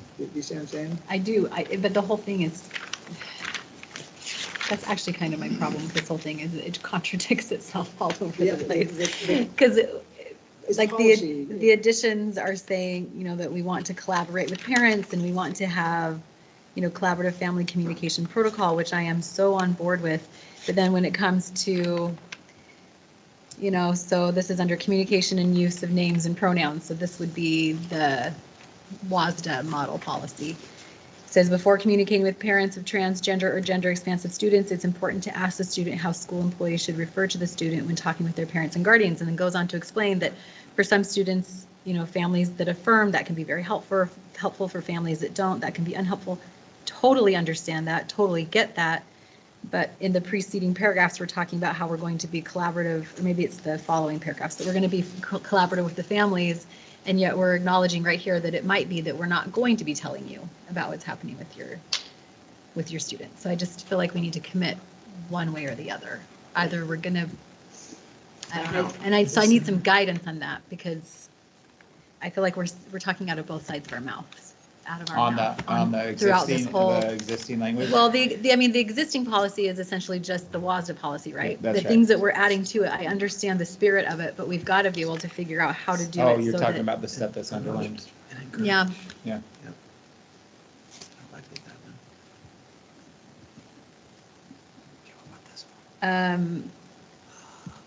So hold on, maybe this will help make my case a little more.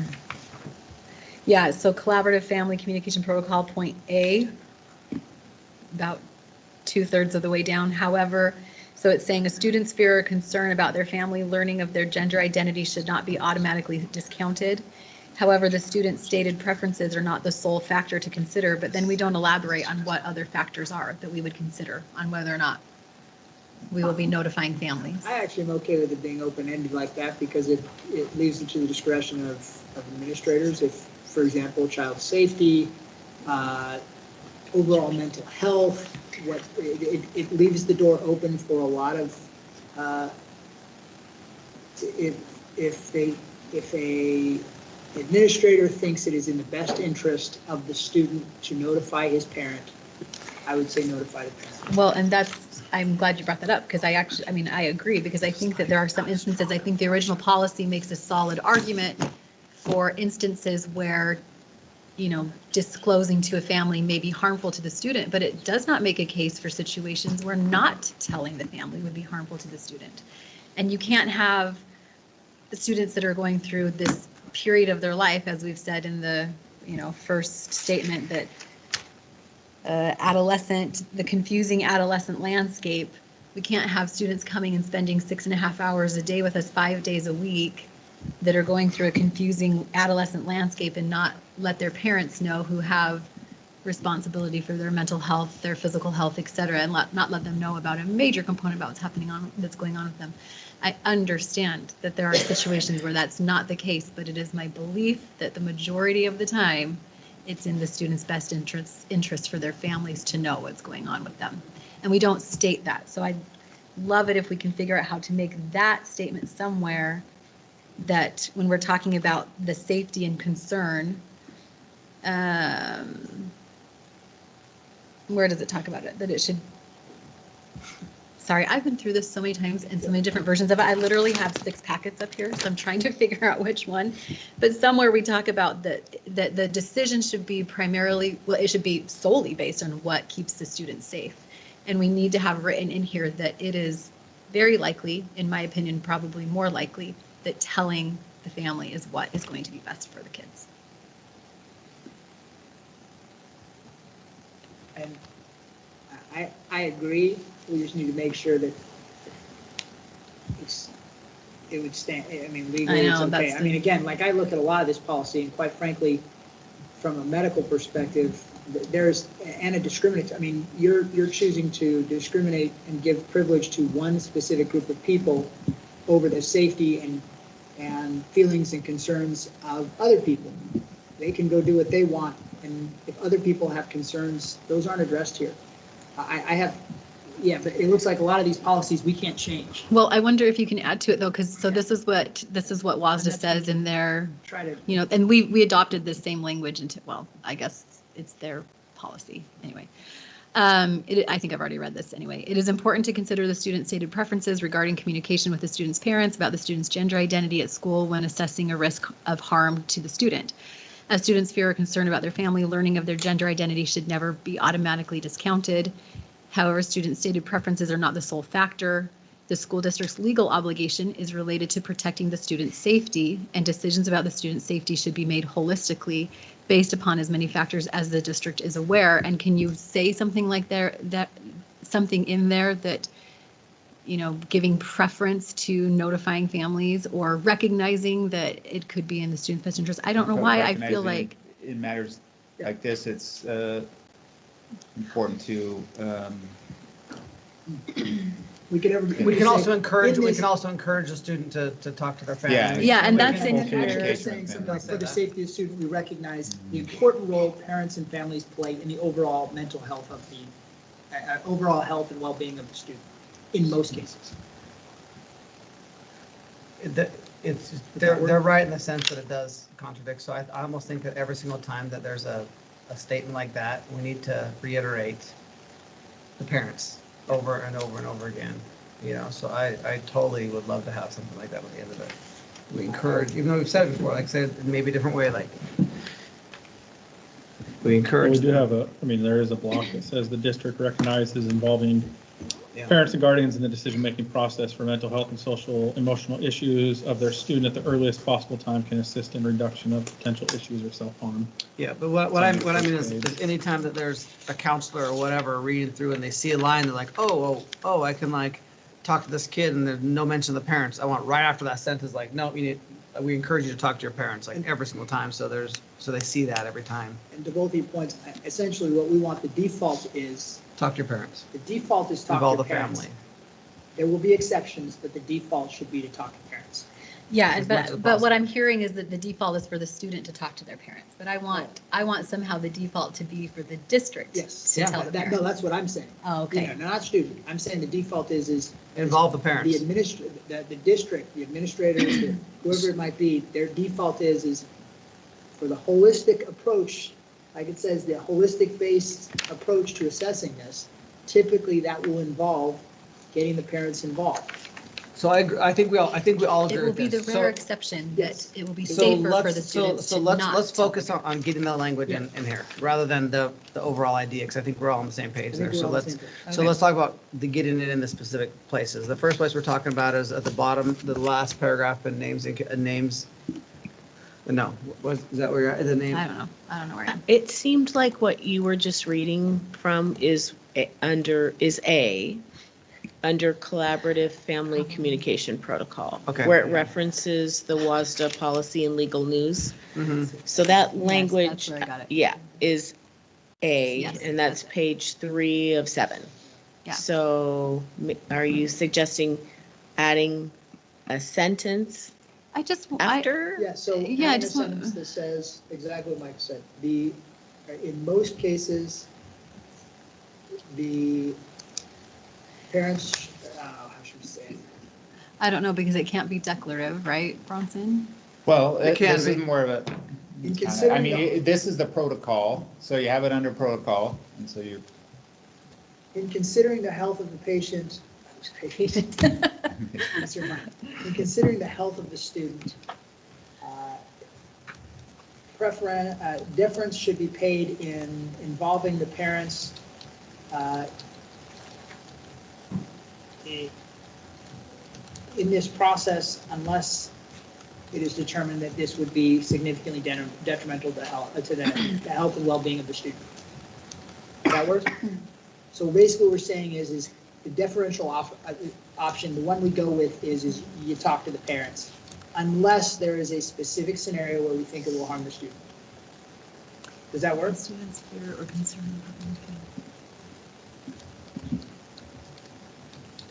Or Is that- preference even, instead of is that deference? not- Preference should be paid. I think, yes. Is that strong enough for you guys? It is. Or does it say what you want? I think the place to put it is in between. A student's fear or concern about their family learning of their gender identity should not be automatically discounted. I think that's your opportunity right there.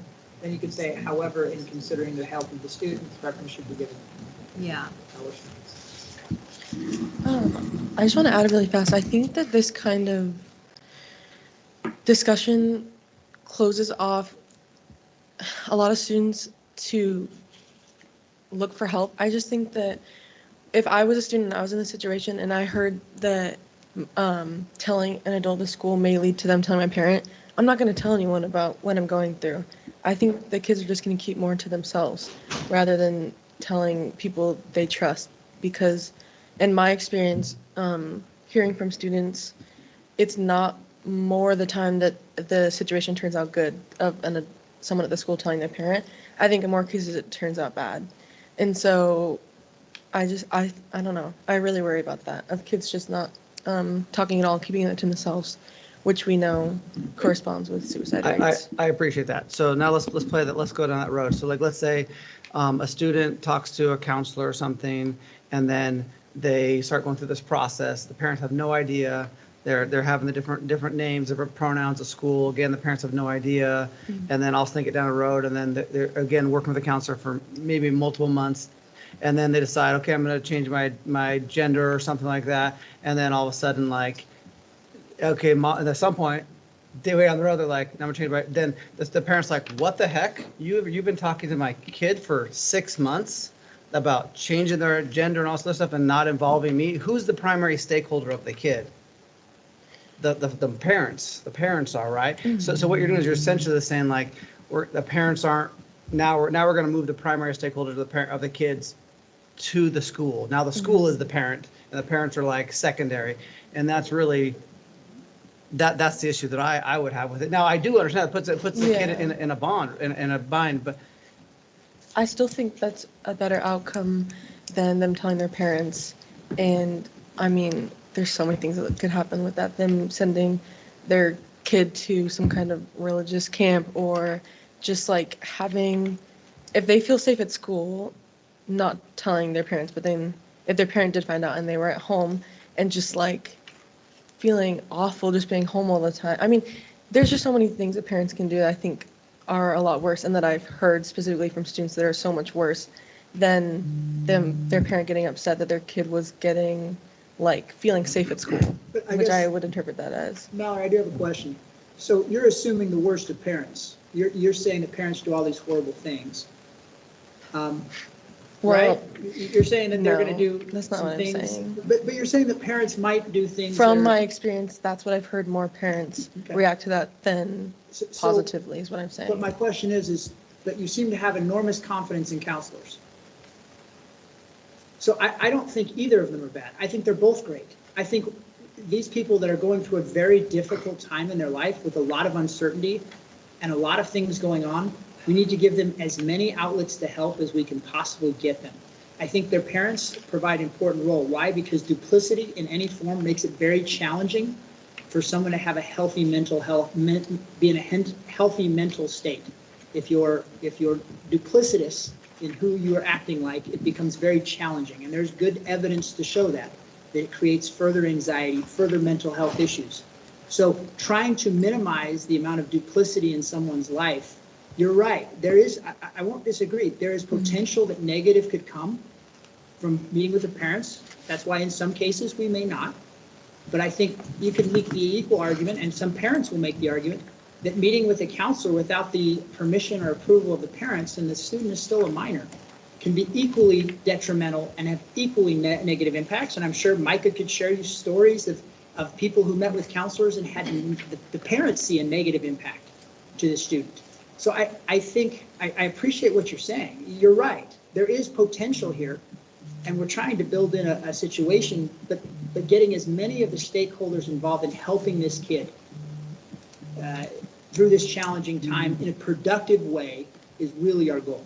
And I think parents play, and I think most of us, what we're saying here is parents play a central role. Most of us up here are saying parents play a central role in that. We're not arguing that every parent is perfect. Just like parents will make mistakes, just like any person out there.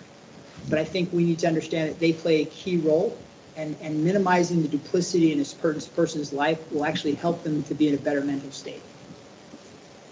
I think we all want to help the kids. And that's, and my motivation is actually much more simple than that. I just, to Micah's point about race in the curriculum, to me, this is the deal breaker, right? Like, the second that I feel that the school is hiding information from me about my kids, I'm out. Like this, I cannot send my kids away from my home, like I said, for 6.5 hours a day, 5 days a week, and have how many adults in their life be aware of something that's going on with them, and I'm not being told about it. I'm out so fast. The second that you're hiding information from me, I'm gone. Now, so let me ask this. So I didn't even take it as far as like, duplicity and things like that. For me, it is as simple as, if you have my kid for as long as you do, and you're not telling me about what's going on with them. It's my kid, not your kid, right? Yeah. State doesn't own the child. I just want to say one thing. I also, I believe really strongly that staff members don't have any interest in keeping information from parents either. I think where staff members, so I understand you guys are bringing forward the perspective of parents, and rightly so. If a student comes to a staff member and says, this is what I'm going through, and this is what I'm thinking, or whatever, and the staff member says, have you talked to your parents about that? And the student says no, and I don't know. I mean, they could say all sorts of things, right? Well, they might threaten suicide. I mean, there's lots of things, right? That I'm just saying, I don't think staff members want to keep information. It's this challenging situation if you're talking about a student, especially depending on their age, right, and what rights they have, and then what it puts the staff member in a difficult position. What are they supposed to do? So I just want to say, I just want to make sure everybody knows we don't have staff members wanting to intentionally keep information from parents. I think we want to have partnerships. There are, I think, instances, where it's challenging, and ideally, I think in an ideally perfect world, that the student would be talking to their parents about, this is what I'm going through. And then the parents, and I think that the majority of the time, honestly, at least in my experience, it's then the parent and student coming to the school saying, this is how my child identifies, these are the changes that we want to see. And so I also think we might be talking about maybe extremes and not the how this regularly works. Sure. And you're right, I it can doesn't appreciate put that. everybody in a bad situation. I got two thoughts real quick. One, what we haven't talked about yet in this policy is the policy as written up there basically states that as a district, we're not going out to tell parents, essentially. But what it does say is if a parent reaches out to us, we're not going to hold information from them or lie to them or tell them any fib, right? So if a parent reaches out and says, I heard my son or daughter or whoever talking about this, did they request name change or pronoun change? Then yes, as a school, we will say, yes, they did, yada, yada, yada. That is in here.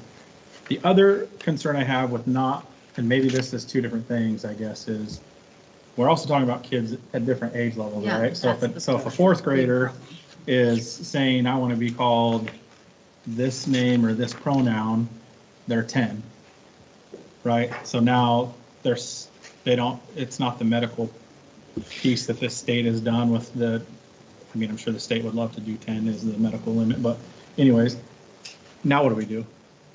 So we have a fourth grader who's saying that in the schools, we don't say anything to the parent, even though realistically, they're the medical. Mallory, what's your sense in that? That's another. I understand that. And is there a way to put any kind of specific language for ages? Because I do understand that. Yeah. I think they're probably. I don't know, the WASDA policy doesn't say anything about age in it. But can we differentiate? We follow. Isn't the age 13? Is that the age that is for outpatient medicine, but that doesn't relate. I guess it relates, but it's not.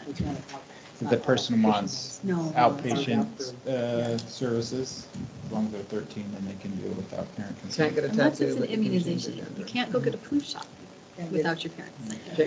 I can't do. I think specifying that a really bad reaction from a parent is the extreme that. I just don't think that's true at all. I think it's a lot more common than maybe you guys are realizing. Being in school all the time. I hear this stuff all the time. I don't think it's not an extreme for parents to react like that at all. I just that's what I'm trying to get at. That I just think it's a lot more common than you guys think. So how do you balance? But I understand it's difficult and that it is a balance. So I'm just saying, as much as you're saying on one side that I think on most, Brittany was saying, I think on most cases it does end up positive. I just don't think that's true. I'm on the opposite spectrum. I think in most cases it's not. So what are the negative responses though? I'm curious. What do you mean by they respond in a negative way? Kids being kicked out, kids just being ostracized by their parents, kids just feeling like home is now not a safe place for me to be. That's probably the most common. It's just them never feeling safe in their home after their parents finding that out because, and we also live in a highly religious area. So kids, I think we know how that goes. Kids feeling if word gets out from their parents too, then that's like church members and community members as well that turn their back against them and things like that. There's so trying to help many them. different ways. We're trying to help So then What do you how, because Gabe, thanks for pointing out, I was getting lost in my passion a little bit. That, yes, the way that, all of our red additions make it so that if a parent comes to the district asking for information, they will be given the information that they're requesting. So Mallory, what's your feedback on that? The WASDA policy is student-led, doesn't specify age. If the student doesn't want their families told, that's taken into consideration. Right. But if a parent calls and it's like, hey. I think it does differ with age. And when I'm thinking specifically, for example, high school, I think, when we say that, like, parents know their kids, I think kids also know their parents. And I think if they tell people that they trust and say, please do not tell my parent, I know that they're not going to react well. If a parent's coming and asking, I think if the person who they're asking knows that the kid does not want them to know, I don't think that they should disclose that to them. Which I know is a tough pill to swallow for a lot of people, but that's just how I feel about that. I mean, Bronson, do you want to just speak to the legal part of that and, what? Yeah, so the issue is parents have a right to access their child's educational records. Yeah, up until the age of 18. Yeah. Yeah. And that, a lot of people know, that even includes non-custodial parents have the right to access all that information unless there is a court order of protection or restraining order preventing that release. So when parents come to the school and ask for this information, it is student information. And so that's the issue, is then you putting staff in the middle of, well, am I going to release this information to a parent? Because the parent can make a student records request for all their student records. And if there's something in writing or whatever, then they get it. Which would happen because if a student requests a name change or anything like that, it would go on their record, it would go on all that stuff. And the parent has a right under FERPA to access all their child's records. So let me ask you guys this then. So I get what you guys are saying. I understand Mallory's perspective. What if in the middle of that is ultimately as a student who's under 13, then the parent's notified because the parent is still the, medical say-so for a parent. Over 13, we have to take into consideration student safety. I mean, do we even do that? And it's not under strictly 13, a medical issue. Can we put that in the policy? Under 13, the parents must, there's no exceptions, the parent must be notified. Can we put that in there? It's not in the model policy. I mean, you could put, well, yeah, It this is all new. contradicts. You could put something, the age of the child will be considered, it's highly encouraged that communication is, what do you put it? Consideration, in considering the health of the student, preference should be given to involving the parents. And then put something about their, especially when. Particularly in those under the age of 13. Yeah. Yeah. So what I would like to say is you must do it under 13, and then what you just said is anything over 13. Like you should consider the parents, anything over 13.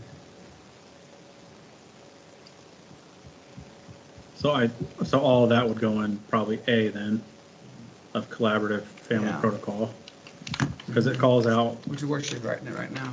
Oh, sorry. It's okay. I was not focused on I've been mine. recording what you're saying, and it's showing up in blue here. Consideration of health of the student, preference should be given to involving parent lists of harmful and unsafe for the student, particularly for students under 13. Can we not do must, that they have to do it if the child's under 13? Is that, where we get in trouble for doing that? State law wise?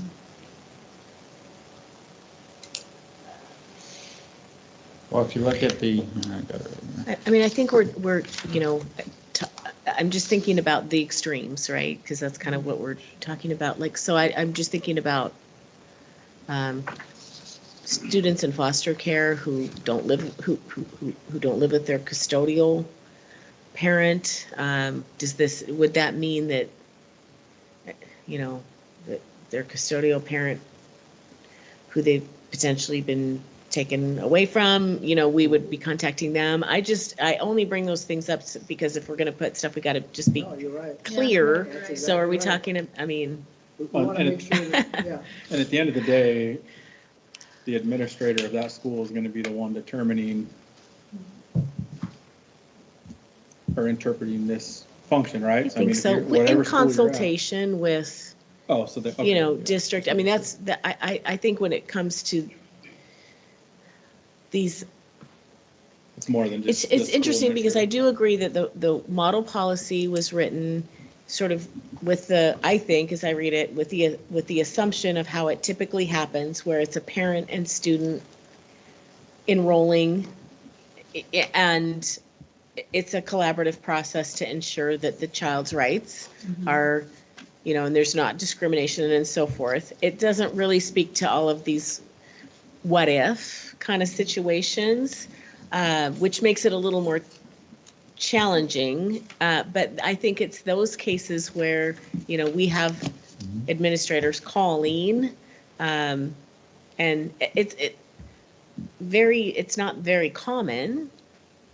But to say like, what, how do we navigate this? So is the solution to not make the procedure so specific, but maybe put the philosophy into the policy and just say like. See, we had that, in and Kennewick that School was taken out.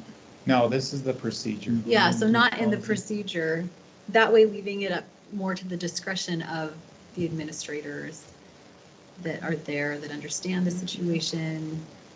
I mean, that's essentially, I guess, what the model policy says. But just, I'm trying to make it easier because this is getting complicated. Is there an issue? I'm just wondering if we can put it into the policy itself, saying that in Kennewick School District, we value involving and notifying parents as much as possible. Definitely should be made notifying parents, like essentially what you said. Yeah, and then that way you can go back to, more or less what the model policy is. But I do think that there's a lot. You could put, well, you make the policy, but something like the district gives high priority to informing parents with regards to matters of their children. Perfect. Yeah. That way it loosens it up and because Tracy and Mallory, like you said, it's we're talking about the And then you have extremes. a- if And you we're have a already s- only talking about yeah. 1% of our student population. And then if you Less have than 1% of our student a population. staff member that involves a parent, they'll point back to the policy and say, the policy says the district puts high priority in involving parents and all.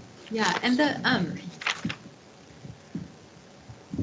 think this is the model policy, it talks about an appropriate school employee will privately ask known transgender or gender expansive students. Is there a way to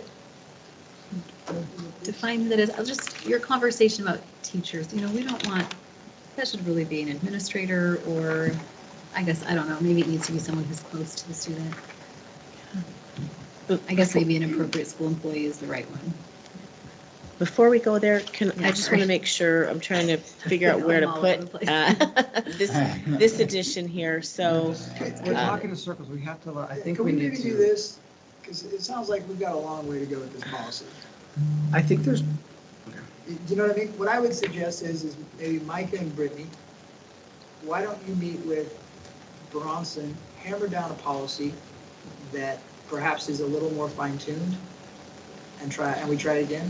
so, Or, no, please. so I think that this policy as it is does that, and maybe I'm not communicating. I also think that we need to make specific changes. So I have like a list of specific changes I would like to make. I think clear a lot of this up, but I think we're just kind of like talking in philosophy.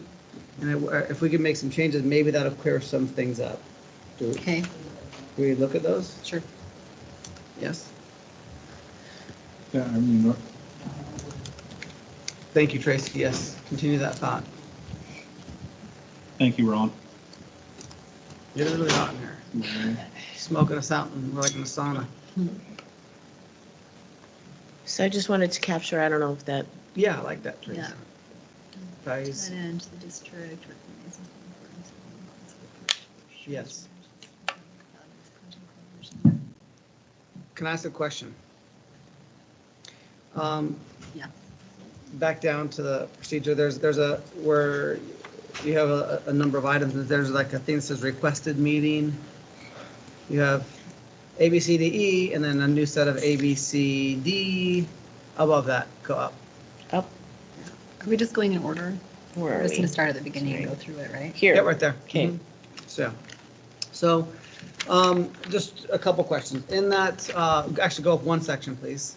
Yep. In that gender affirming section, gender affirming curriculum instruction and or activities in schools should, can we say will not? Can we replace the should for will? How do you guys feel about that? Yeah, I actually had a should on the paragraph above that too. So if we change that, are you okay with, okay, and then the paragraph above that? It's on C. Okay. Let's look at Because it that. says the district will be transparent with parents and guardians. And then the next sentence, the school should also be Yeah, transparent. okay, good catch. So, We change that to will? yeah, because we're already saying we will do it. The only thing, does this wording conflict with what the other parts you were just talking about? Well, that's the trouble. So it's I either should or will or one or the I other. don't know, because the next question I have is really going to be a doozy on the next section down.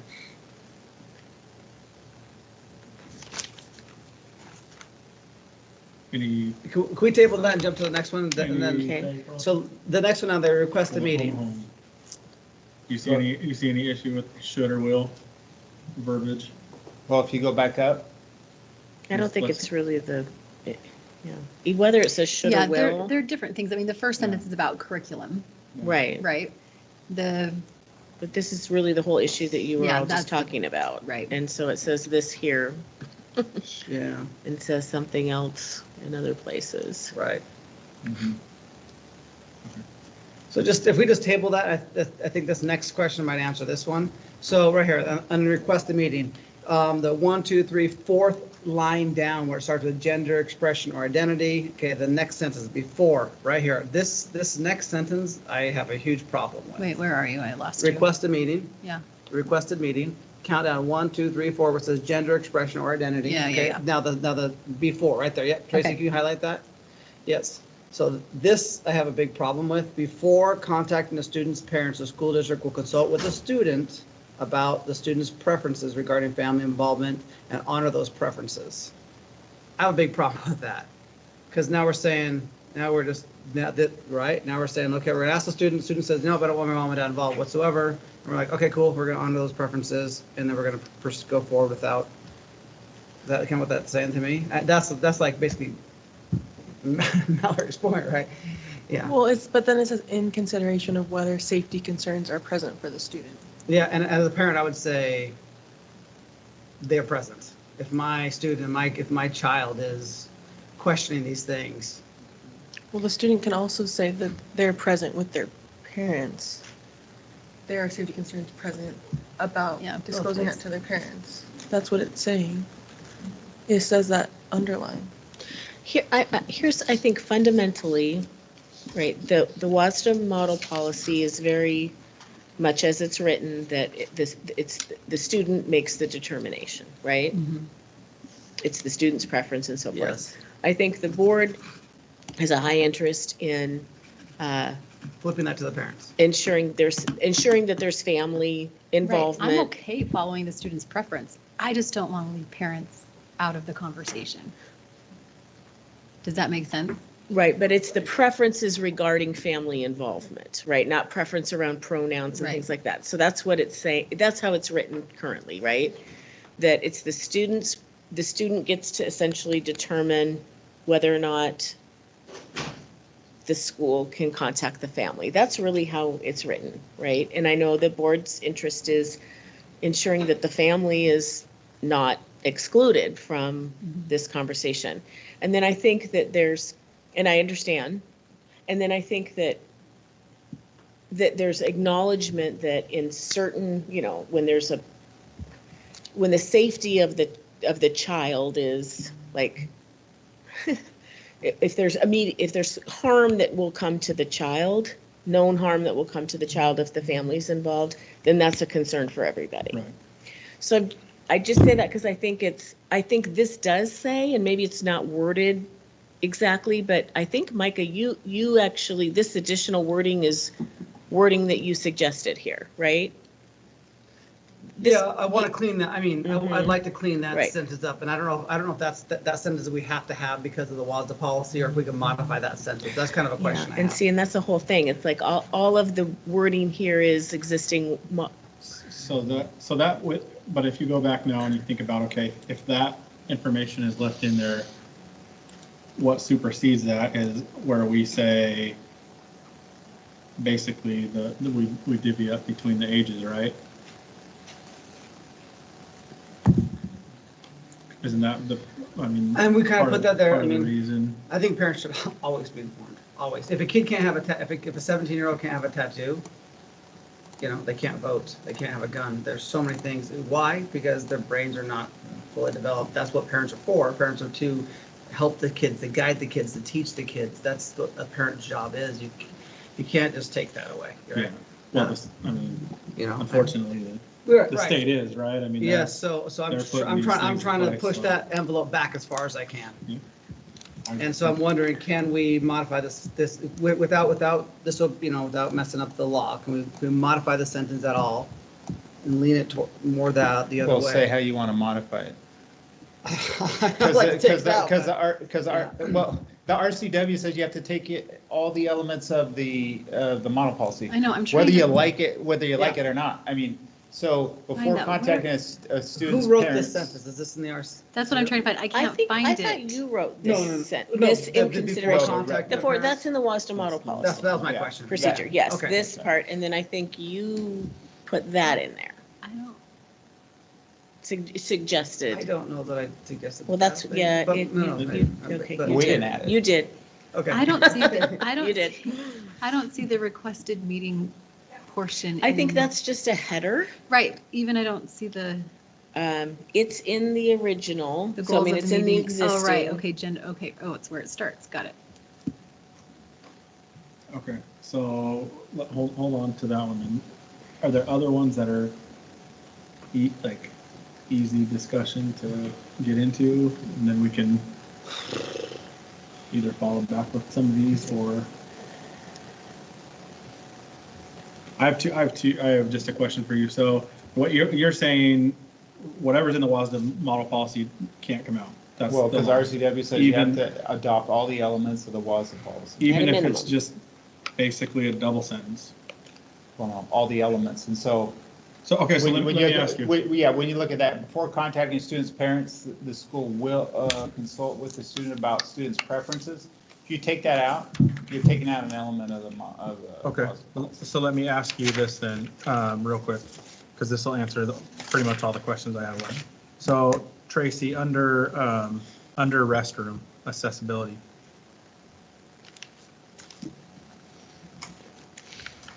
I'm just asking if I think it's before that. Yep. So I'm just asking if the last sentence, however, schools may not require a student to use alternative restrooms because of their transgender, gender expensive status. Is that not the same exact basic wording for the first two sentences? So I'm just wondering if we can remove duplicate sentences basically to clean up the policy. Or did I misread that?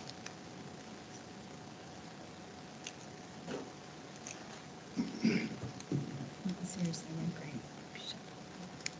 Yeah, You see what I'm I mean, saying? Like- yeah, you're right. No, I'm just- If you again, take I out the just- last sentence, it doesn't change the Doesn't meaning change of the anything, paragraph. it That just means cleans you up. adopted all the elements of the WASA policy.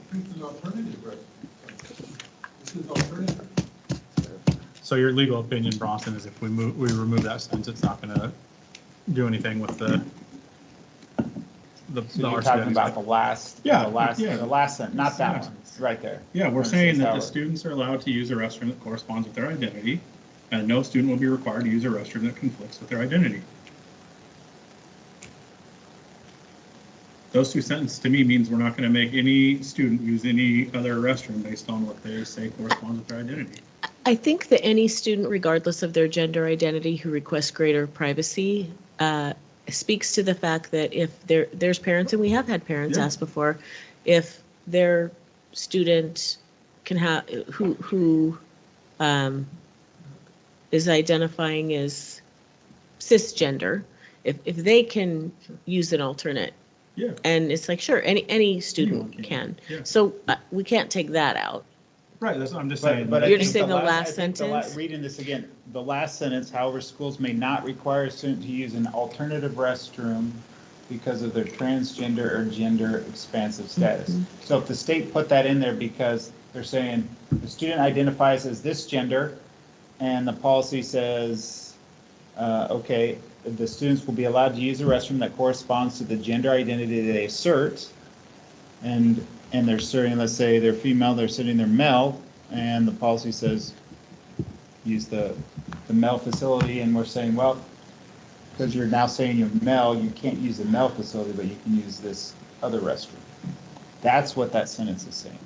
And the first two are just saying that you can use the restroom that you choose, right? The first two are saying, at least the way I read So it. I guess, what are you, Yeah, what are you saying legally, I think it's Bronson? just safer to leave it in there. It's the Yeah. model Okay, policy. that's so- what I'm asking. So Yeah. I want your legal opinion, and We can't suggest that student uses a single restroom. We can't suggest that. Well, it no. says that, yeah, that's what the state's saying. The state's saying that the students get to use the bathroom with the gender they identify. Yeah. And we can't require them to use an alternative No, we're not, restroom. I'm not requiring, just suggest it. I think it's saying we can provide that as an option. We Yeah. can say, here are your And options. make sure they're aware of it. Because, well, you know, what protections do you have for the other, you know? Yeah, and it says that right there. Any student, Yeah, regardless regardless of of gender identity, gender. who Mhm. requests greater privacy should be given access to an alternative restroom. Whether you're transgender or not. So that, if staff says, hey, well, we have this restroom where we can use that goes Well, along with that but I'm sentence. asking something different, right? I'm saying, can we suggest to the transgender student? I know we can't demand, but say, hey, you know, can you consider using the single restroom? See, I would say that we would open ourselves up to discrimination because we wouldn't be suggesting, unless we're going to suggest to every student, we suggest you use a private restroom, an alternative that was the restroom, answer. right? I think Yeah. that's the Part of answer it to too my is we're gonna have to we're probably gonna have to take a look to it, unfortunately, and I don't even know if this is possible because of budget issues, but Ron was harping for at least 2 years while I was here about private restrooms and private Yeah. lockers, so Oh, yeah. it's probably not feasible at this point, but Yeah. that's, I guess, to live for another day. So just fundamental question, I don't want to get into weeds in this, but just the high level. Are there any protections to I guess this is kind of answering my question. Are there any additional protections to students who do not feel comfortable having a biological male that identifies as a female? Like, for example, walking into that bathroom or that restroom, are there any protections to that biological female? I think it's right here, right? That's Any it. student, regardless of gender identity, who requests greater privacy should be given access to an alternative restroom. So my biggest questions coming into this were, what are the legal parameters around, how we can include parents? I think I understand that. I will be honest, my brain is shutting down just a little bit. But I just ate some chocolate, so hopefully that's going to help. I think that the updated policy that we've reviewed with the changes and the additions that include the sections, collaborative family communication protocol. I really think actually Okay, I'm that's sorry, probably. are you on the procedure still? Or Yes, the- I'm sorry. No, I I'm went back to on the policy, so- procedure. Okay. Yeah, so it looks to me, yeah, so the introduction that talks about Kennewick School District and kind of the values of Kennewick School District, that whole section, and the collaborative family communication protocol. It's approved, we've improved it. It's improved, and it might be the best we can do, Yeah, is pretty what close. I'm thinking. So in the interest of time, Okay, so. I think we do one of two things. We either table this and come back to it, because I'm not sure how much longer I can talk about it, or we go through the proposal. So what I can do, and Brittany, decide. what I can do is I can amend it for a first reading. They can clean it up, put on the next thing, and then we can next time, we don't even have to discuss it. If it looks good, we can just pass it as a second reading. But are we cleaning it up based on what you talked about right Yes. here? We haven't really, yeah. I mean, I honestly didn't actually have too Yes. many changes I mean, myself. it is, it just the suggestions that, I mean, of course I made them, so I think they improved it, but I think those have improved it, and now we've made a couple more, tightened it up maybe a little bit more, but now we're going to pass it for first reading. We have a week to, or 2 weeks to process it, read through it. There's two options. First reading, vote next meeting, first and second reading.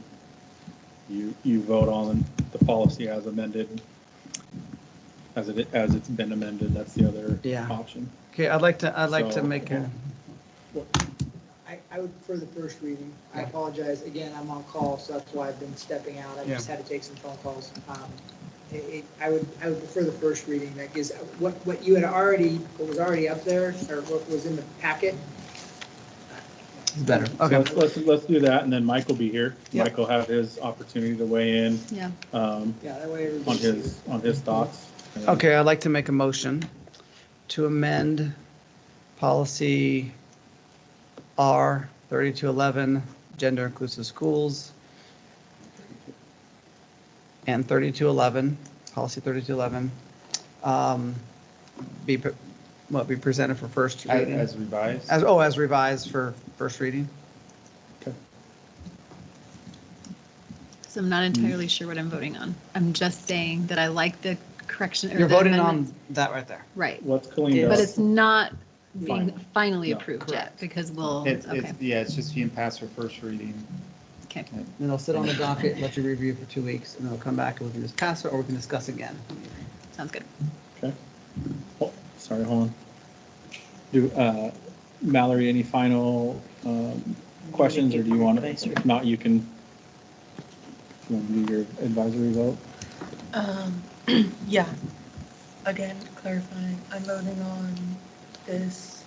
This Right there. policy as it stands with the Amended. blue information added to it, and it's for first reading, so that means basically we'll get a clean copy that's been amended, and it'll come back next board meeting. Mike will be here. We'll have any final discussion. And the red Well, additions the on the red, included yeah. in there as well. So this is the policy, and this is the procedure, right? So these are the additions and then additional modifications that were discussed in blue. So again, not final, just for first reading, and we'll get the updated version next one. So I just want to make it clear Okay. that it's not a final advisory vote. Okay. I'm gonna vote no. Okay, thank you. Miss Patty, if you'll, I mean, Mike said no. I guess we'll just take that as no for this. Okay. Patty? Okay, Mr. Connors was no. Dr. Miller? Yes. Ms. Gledhill? Yes. Mr. Valentine? Yes. Mr. Galbraith? Yes. Thank you. All right. How long do you think on the next policies? Well, the next one should be pretty quick. Super quick. I think. Okay, we're gonna finish, I don't know where my agenda is here. Okay, here we go. We're gonna finish up new business with policies C, D, and E, and then we will take a 5-minute break between the reports and discussions. So Dr. Pierce? Okay, these next three policies, C, D, and E, I'm bringing forward to you for consideration. The first one is a new policy, so you won't see strike through and underline because it's all new language. It is 2419. State Board recently provided another option for graduation pathway, right? So students, in addition to earning credit for graduation, they have to fulfill one of the graduation pathways. There's a new performance-based pathway for high school graduation. And in order for us to provide that pathway option, we need a policy from the board authorizing it. Okay. So here's the policy. Okay, I will entertain a motion for policy 2419. I move that we adopt policy 2419, performance-based pathways for high school graduation for first and second reading. Any discussion? Everybody's probably read through it. Anything? Yeah. Okay. Okay, Dr. Miller, Yes. Ms. Gledhill, Yes. Mr. Valentine, Yes. Mr. Galbraith. Yes. Thank you. Okay, the next two policies are, in the consent agenda, you approved a set of just updated format. We're reviewing the 3000 series this year. But when in that review process, if I come across any policies that need substantive updating based on law and model policy, that's what I'm bringing for consideration. So the first one is policy 3119, withdrawal prior to graduation. Our current policy is very brief. It's only this black language here, the language here in black font. And so in looking at what the law says and what the model policy says, there's kind of a lot missing. And so all of the updates here are just to bring us in compliance with law. And it really states that before, that we should be identifying potential dropouts and meeting with them and discussing, program modifications or other options with them.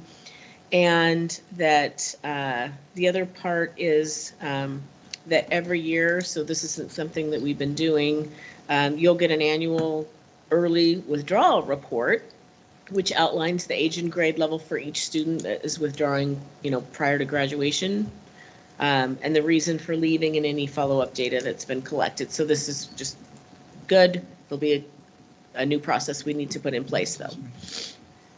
Okay. Is there a typo on C? Maybe. Maybe On C? I don't understand it, but the student, parent, or guardian, counselor, and principal will review all pertinent information and the options that are available to the student. Rents with parent.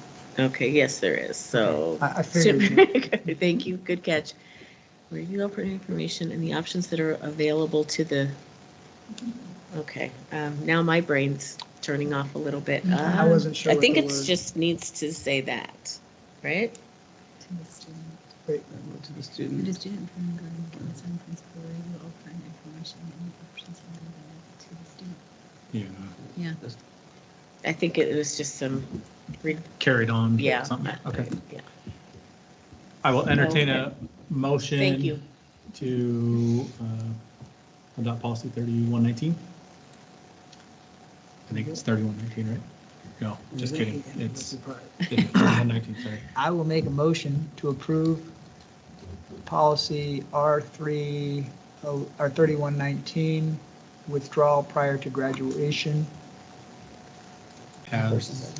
for first and second reading, as written here. Sorry, I'm not good with this. We want to make sure we at least get as close to it Yes. as possible as we can. As written in the policy. As amended, thank you. Yeah, that one word. Yes, there we go. As amended. Mallory Patty, votes yes. Did you catch Mallory's Oh, no. down there? Yes. Okay, Dr. Miller, Yes. Ms. Gledhill, Yes. Mr. Valentine, Yes. Mr. Galbraith. Yes. Thank you. Final policy is 3121, enrollment and attendance records.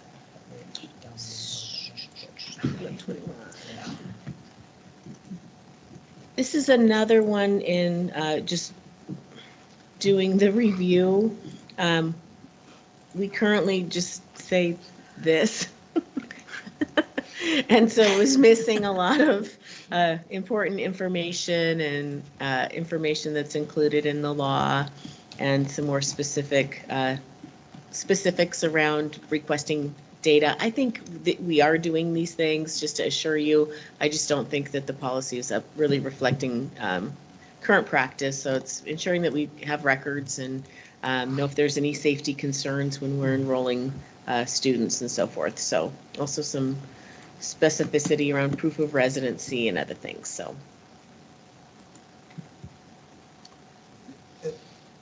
The only thing I was going to ask about that, Yeah. with the homeless policy that was in the consents, that all works here, right? Yes. Okay. just Yeah, wanted to- no, yeah, thank you for asking, and I think it's also right here, referred to, right, so for students who meet the definition of homelessness, yeah. Okay. Oh, that's right. Never mind. I Yep. knew that. I apologize.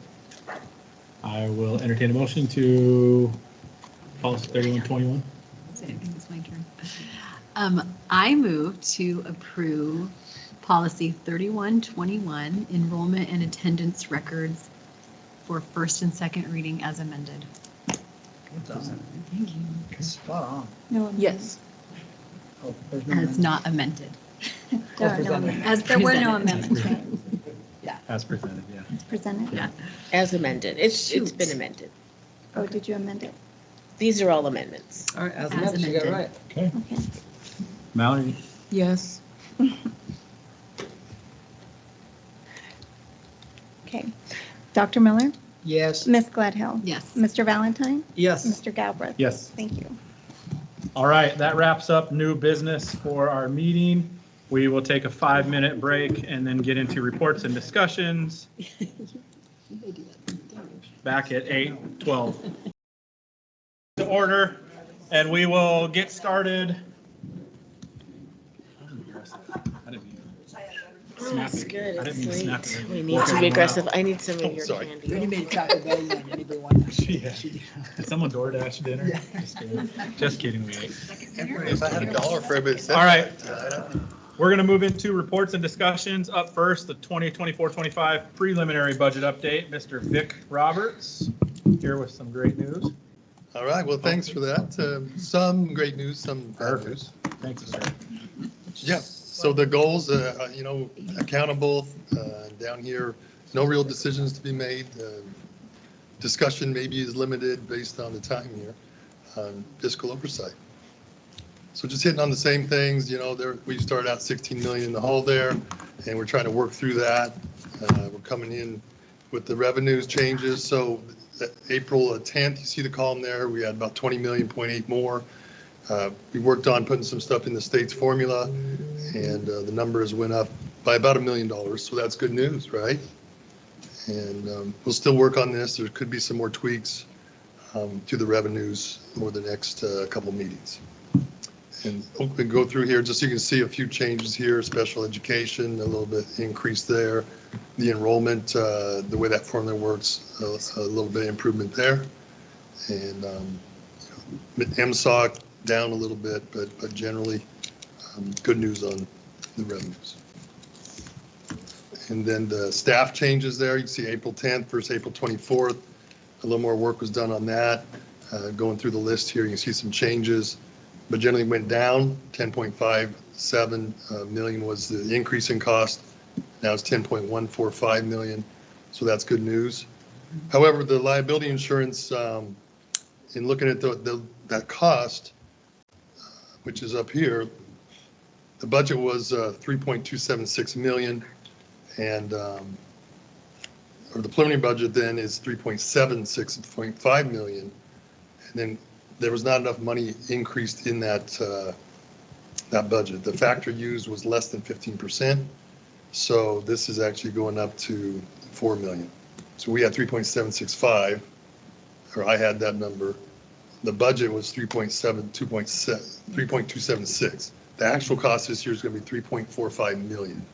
So we need 15% on top of the 3.45 million. And the formula had some bad numbers in there.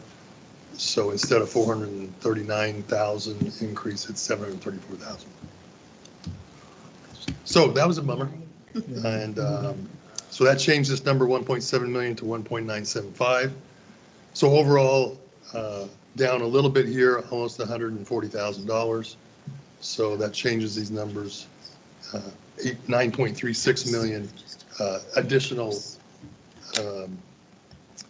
reduction in that deficit. So that is good news, and we'll continue to look through these numbers the next couple of meetings. We're still trying to get this number, the deficit down below about 6 million. Some of the other items here, the ESD contracts, that's a prevention, substance use, and mental health contracts. It was 185,000 is the budget, but we're going to need at least probably 210,000 based on some conversations with them to keep the current services what we have at the secondary schools. So that would go up a little more than projected. So we continue to work on these numbers and over the next month. So what happens there? The last meeting we had a 7.985 million here shortage, and those are based on the 20.8 versus 12.7. So that number here, you see right here, 7.9 has changed to 6.7, so it's went down. And all these numbers at the bottom of the fund balance have went up. So before you see 38.3, 27.4, 19.2. So that $1 million accumulates over 3 years. So now it's a pretty significant impact, not as much as we like, but if we can squeeze out some more money here and things look better, 25, 26 will be in better shape. But for now, still some work to be done. And that's where we're at. Any questions? We need more money. There you go. We need students to come back. So I do have a question though. And I've been keeping up with all these other districts and what's going on and this, that, and cost and all that stuff. One thing I saw was there was a district that put together like a committee, like a community committee that helped identify potential cuts. Are we at a point where we're going to have to start looking at some of that stuff and determining what we want to cut, or is that still kind of further down the road, or are you already have kind of all that in mind as you're doing the budget? So that would probably be 25, 26. If it's, right now we're getting some pretty low hanging fruit with the staff that's based on class sizes and some of those things.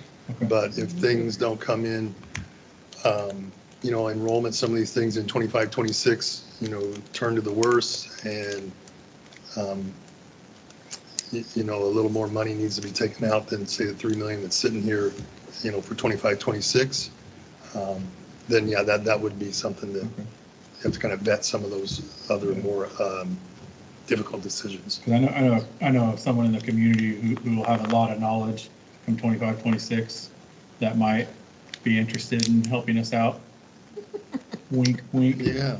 The freshly retired. Wink, wink. So, and we'll put together, we've discussed the next couple of years, and we'll put together a list of things. So you just said if students come back, like if 100 students came back, roughly, like what does that do to this budget? It's roughly $1 million. Yeah. So yeah, there's the students, and there's, maybe the property taxes won't increase as much as I projected, and this levy equalization will not look as bad, So hopefully we'll see costs come down. That would be nice. That would, inflation's killed us. Okay. All right. Thank you, sir. All right, thanks. All right, the final report of the evening is going to be high school PE competency credit. Dr. Pierce and Alyssa will co-present or? Yeah, we're going to tag team here. I'm going to get us started and go through a few laws and policies, and then Alyssa's going to talk about how we're enacting our processes here and what some of the improvements we've made over the past couple of years. So board members have asked for this topic to be put on the agenda. Our purpose is to provide some information and clarification regarding PE requirement and how students can earn competency credits. We're going to, like I said, I'll review some applicable laws and policies, and then Alyssa's going to highlight the strategies that we're using. So this is really an opportunity to review information, have a discussion, and we're going to highlight some of the interests that we are aiming to accomplish. And so if the board has additional interests or strategies they would like considered, that could be part of the discussion. So I'm going to touch just briefly on high school credits, what the WACs and RCWs say about PE and PE credit, touch on the PE standards, what procedures we use for enacting the RCW and WAC, those overall interests, and then I'm going to hand it over to Alyssa. So we all know there's a 24 credit graduation requirement, and it is important to note that PE is required. It's part of the 24 credit framework. Students have to earn 1.5 credits of PE, fitness, and a half a credit of health. And these are part of the foundational credits. So there is some personalized pathway wiggle room here in the 24 credit framework. Like for art, for example, a student could take one art credit and then one credit can be personalized pathway. So there's some flexibility for them. Also world language, both of those could be, they could not take world language depending on what their post-secondary plan is and take something else that's more aligned with their post-secondary plan.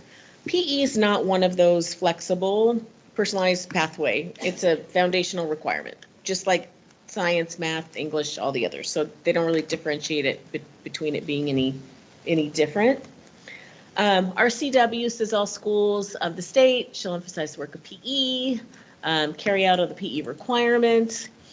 And this part's important, provided, that individual students may be excused from participating in PE, otherwise required under the section on account of physical disability, employment, or religious belief, or because of participation in directed athletics or military science and tactics.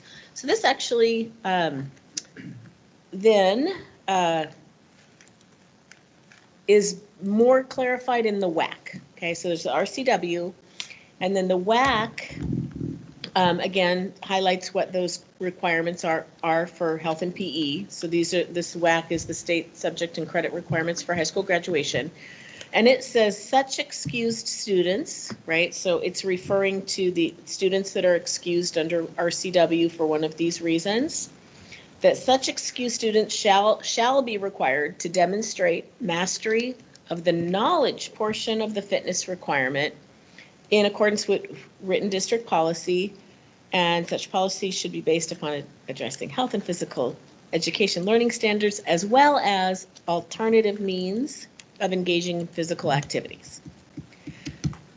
So what this, in terms of like PE programming, there's PE standards that are state adopted, just like there's math standards and science standards and ELA standards. There's and there's a prescribed course curriculum that aligns with those standards, and so it's actually a content area, right? With you have to have an endorsement in the area to be able to teach it. You have to teach to the standards. You have to use materials that are aligned to standards, just like you do for English or math or anything else. We aim to offer a lot of different options for PE, so students have different ways of earning their PE credit, and we have a lot of interest. I mean, PE classes are typically pretty popular classes. And like I said, there's actually like learning standards that are both, some of them are knowledge-based and some of them are like what you're, how you're applying that knowledge. So all of that to say, when you're talking about PE and the learning standards, there's a physical portion of it, and then there's a cognitive knowledge portion of it. And if you're excused from PE, because for one of those reasons outlined in the RCW, to earn PE credit through mastery, you have to show mastery of both the physical portion of the PE standards and the knowledge portion of the PE standards. So that's what this says here. So that's how this works. When it comes to demonstrating competency and earning credit through competency, there are a couple different ways students can show the competency for the physical portion. And that is by like that documentation of participation in directed athletics or military science that's spoken to in the law, or completion of a physical activity log. So even if I'm a student who doesn't participate in school athletics or any kind of community-based athletics under the, direction of a qualified individual, I can still seek competency credit, and I can show the physical portion of that competency through a physical activity log. So just so I understand, what we're saying is if you play a sport in high school, or you're a part of JR or OTC or that, or you can fill out, I worked out for 75 hours in the last 5 weeks, that would satisfy the physical portion of the competency. So you would not have to go and actually take the shuttle run and the whatever part of the physical test you'd have to do. You would just have to do the health. You can be excused portion. from enrolling in a PE class and take some other class, right? By either, yes. Okay, so, and we've got forms and all the When you things for say all of those. excused, credits. You'll be given credit. Well, you have Yeah, to. first you have to be pass the excused from taking the course, right? And then you get the credit, but you Yes. get it through competency. Yeah. Right. Mhm. Okay. Okay, but the physical portion is just one portion, right? The other portion is the cognitive knowledge portion. So that's, in addition to fulfilling the physical portion, you have to pass the knowledge portion, and that's where the PE knowledge assessment comes in. So if you do both of those things, you can earn a half a credit, and that will show up on your transcript, and it will have a code that shows that you earned your credit through competency versus taking a class. And you can do that for 3 years and earn your 1.5 PE credit. What is the, where does that knowledge assessment come from? It is an OSPI developed knowledge assessment. So are we required to use that one? They're not. So we can use whatever we want that we feel meets the qualifications that it, just to be clear. We could develop one. We could develop our own. is I what think I'm so, asking. yeah. Okay. I just have to double check on that, but I think so. Okay. So, I mean, overall, our interests are, we want to maintain the integrity of the high school diploma and the PE program. Again, there's really no difference in terms of importance, right? That is specified in the 24 credit requirement, like English is more important than PE. I mean, it's all part of those foundational credits. And just like you can't just read a book and say, can I have my English credit, right? The courses that you take are aligned to the standards. There's a certified teacher, all of those kind of things. So it's important that we maintain the integrity of the high school diploma and the PE program. Of course, we're going to follow state laws. We do, though, this is an option, and this is a viable option for people, for students, and so we want to make sure that staff and students and parents are well informed about the competency options. Just like there's world language options through STAMP testing. And so we want to make sure that people know what all the options are for earning credit through mastery of competency. And this is one of those. And we want to make sure that there's equitable access to this option. And we want to ensure that there's support and guidance for families and students if they're seeking this option. So it's not, we want to make it, overly cumbersome. We want to make sure the information is there and they know how to access it and they know how all of this works. So with that, I'm going to hand it over to, before I hand it over to Alyssa, do you have any questions about the laws or policies or anything that I shared? And then we can get into how it's all being implemented here. So you need 3 PE credit, or? 1.5 PE Yeah, credits. so you take 3 PE classes to graduate, and if you're in 3 different sports and you pass the competency test, once or 3 times, then you can.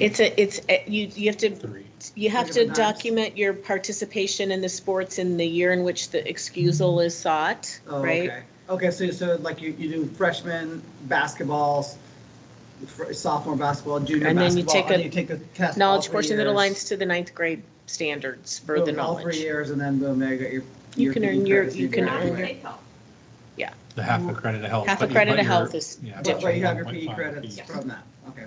And then, okay, that's it. And is a year of PE 1 credit? That would be 1 No. credit, yep. You're 0.5 per Yeah, semester. so 2 semesters, so half a credit per semester. Yes. All right. All right, so this summer, we worked to create some different opportunities and be a little more transparent in the process. So we shifted to offering the test monthly on early release Wednesdays. And we shifted to being here at the district building. This aligns with when we do our computer competency and our world language. And feedback was positive from families who have busy afternoon schedules. They liked that early release time, and they're on the website all year long so they can get scheduled out. We switched to the OSPI created assessment this year because we wanted to make sure it was aligned to standards, and we just thought that would be maybe a better option to try. We're kind of watching it this year. We also made sure a fitness log was an option, and we discontinued the physical assessment. It used to be that students had to go to a certain high school after school and do the written and a physical assessment at the location, but that doesn't really align with Dr. Pierce just shared about the rules from the state. We also, I'm going to show you where this lives on the graduation hub, so you can see how to find this information and how to sign up for the test, where the forms are. We also this year started providing a study guide that aligns directly with that assessment. Students can take this multiple times. It's not just the one time they can have to come and take the knowledge assessment. They can attempt as many times as they would like. Is there a study guide or? Yeah, she just said that. Oh, sorry, I was writing a note down, sorry, I missed that. I'm sorry. Okay, I'm going to show you right where it is. Okay. I was writing a note down, I had another question, sorry. It's okay. And then we clarified what direct athletics was. I think previously you had to be in a school sport, and direct athletics is defined. It does not have to be just a school-sponsored athletic activity, and also military sciences in there as well. So those are all new this school year. Any questions on that? This might have fit better with Tracy's portion, but it used to be that you had to complete, if you were complying through your directed sport, you used to have to complete the season first before you took the assessment. Is that still the case, or can you be I don't think it is, mid-season? because when we look at our data, you can see it's not quite complete. Okay. They're taking the written, and then we aren't getting a lot of the forms for the physical in right now. So I can double check, but I don't think you do. It is problematic for seniors, like that, if they're playing softball, for example, they need to do that freshman, sophomore, and junior year. They shouldn't wait and do that their senior year. However, though, if most, or I'm not saying most, a lot of our students do some sort of club sport as well year-round, so Yeah. that would be considered. Yeah. So if you're in softball at the end of the year, you could potentially use If you're your in club, yes. But couldn't you just take the you could take the test before, because it Yeah. sounds like you didn't take it any time, Yeah. and then you know you're playing the sport, so you play the It's sport true. at the end of the It year. didn't Yeah. used to be that way. It used to be you had to complete your Mm-hmm. season. Sorry, we're just all over the place. Sorry. Go ahead. All right, so there's a graduation hub on the website, and these are the little breadcrumbs. So if you click on students and families, and then graduation hub, these images will come up. And if you click on the graduation requirements, this is just a picture, so I'm not going to click on it. Those graduation requirements come up, and you can click on the class that you want to look at. And so right on that first one, it has learn about these options, including computer or credit competency and the 3 areas that we offer that in. So if you click there, it comes here, and these are little expandable windows. So for physical education, right there, you can click on the forms that you need, how to register for the class, and the study guide. Is there a study guide? I'm just kidding. Yes, I'm going to come and help you find it. So we do want to look at this data. We want to make sure this is accessible for students. So we have data back from 1920, how about 19? It's getting late. It's getting late, everyone. So 2019, 2020. And then our current school year, this is how many have attempted it thus far. And we have one more date. We have May 8th as another date. This is not the number of students necessarily. There could be duplicates in here, and that's okay. We know so far this year that 58 have passed, but we have several students who have not turned in their paperwork yet to the counseling office. So we're projected definitely to be better than last year, I would say, but we still want to watch it and see how we're doing on that. So roughly how many kids do we have doing athletics a year? 70%. Right, so we've got 70% probably Right? over, let's just. Said that very I need sure. to double check on her, because I think that's athletics and activities. Yeah. I don't know.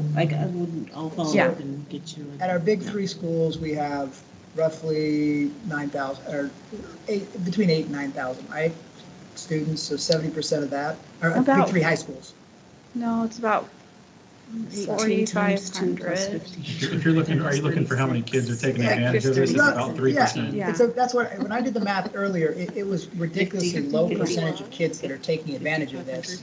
Just, so we've got less than 5% of the kids that are actually taking the test. Am I understanding that correctly? Probably less than 3%. Well, it could be less, because that's the number of Right, and attempts. this is just the Yeah. number of attempts. Yeah. We encourage our counselors to recommend it or push it or. Well, let's finish. And we'll get to the end, but that's my point, is on the, just so we know what these numbers mean. Yeah. Less than 3%, less than probably 2% of our students are taking advantage of this. This is the last one. Oh. And a lot of our athletes like taking PE and weight training classes. They like being in them. Yeah. The PE classes are really So- popular. But you're right, it needs to be an option that's made available. Is she dead? The way I see it, Yeah, we ready for comments? or- sorry, that is the, Yeah, this Oh, is, sorry. yeah. I didn't know. Fine. okay. Yes. Can, just real quick, Go, this please. is, the improvements you have made this year have been so helpful. Thank you. Huge improvement. Just changing when the test is taken, making it so that it's not after school when they're already doing their sports. That was highly problematic to try to get the kids in to take the test. It was so hard to find the information before. So putting it on the graduation hub, I mean, I'd have to relearn the whole thing every time I had to go in and find it. The study guide, I had my first It's kid hard. pass it on the first attempt Oh, for the okay. first time ever. Okay, that's good 2 weeks feedback. ago, we all celebrated in our house. Like, it was a big day when Good. she passed it the first time. So these have been huge. Yeah. Thank you. Yeah. Do you mind asking me a couple questions? So when someone takes, let's say they take Lifetime Sports, I think that was one of the classes that you have up here. What kind of tests do they take associated with that at the end of the year? Or at the end of the semester? Do they take a final, I imagine, or is it based on activity? They do. I would have to go in and get the exact examples. I can't tell you the exact one, but they have standards they're addressing in all of those courses. Do those tests, are those similar to the tests? I mean, are we seeing similar pass rates? Are we seeing 40% of the kids passing those tests as the tests here? I don't have the exact information, but they're in a class where they're learning it as part of the course of study in that course, where these are independently studied. I guess my core issue here is you've got kids that are putting in significant amount of hours, and really the whole idea behind the physical education competency is that we have kids that are learning how to stay healthy, learning how to stay active, and enjoying being active. I think they're meeting all those requirements, and we're doing that if we're getting them involved in sports. It doesn't hurt for them to graduate with 26 credits because they got credits here, and if they like PE, they'll still take PE. But I think that having we talk about wanting to improve kids' possibilities and pathways to graduation. Here's really low-hanging fruit. There are kids in the athletic programs that may be struggling, and this gives them an easy way to get a couple of credits because they're already doing the work. The test, to me, should not be a massive hurdle. I mean, we should have a 90% pass rate from these kids, not a 35% pass rate. And we should also make this easy. If it were up to me, I think on the last day, after one of the last days of practice, the whole team sits down together and they take the test, unless they opt out. Why? Because they've done all the work. They've done everything already. They've been to practice 2-3 hours a day for 3 months. And that's far more than they would in any of these classes. And so to me, I think those kids should get credit for their effort. They've already done more than most classes would. They've learned more than most classes would because they're having to learn their sport. And to me, that would be my suggestion is make this as low a bar as possible. Help these kids get it. If they're interested in PE, they will continue to take PE classes. Right.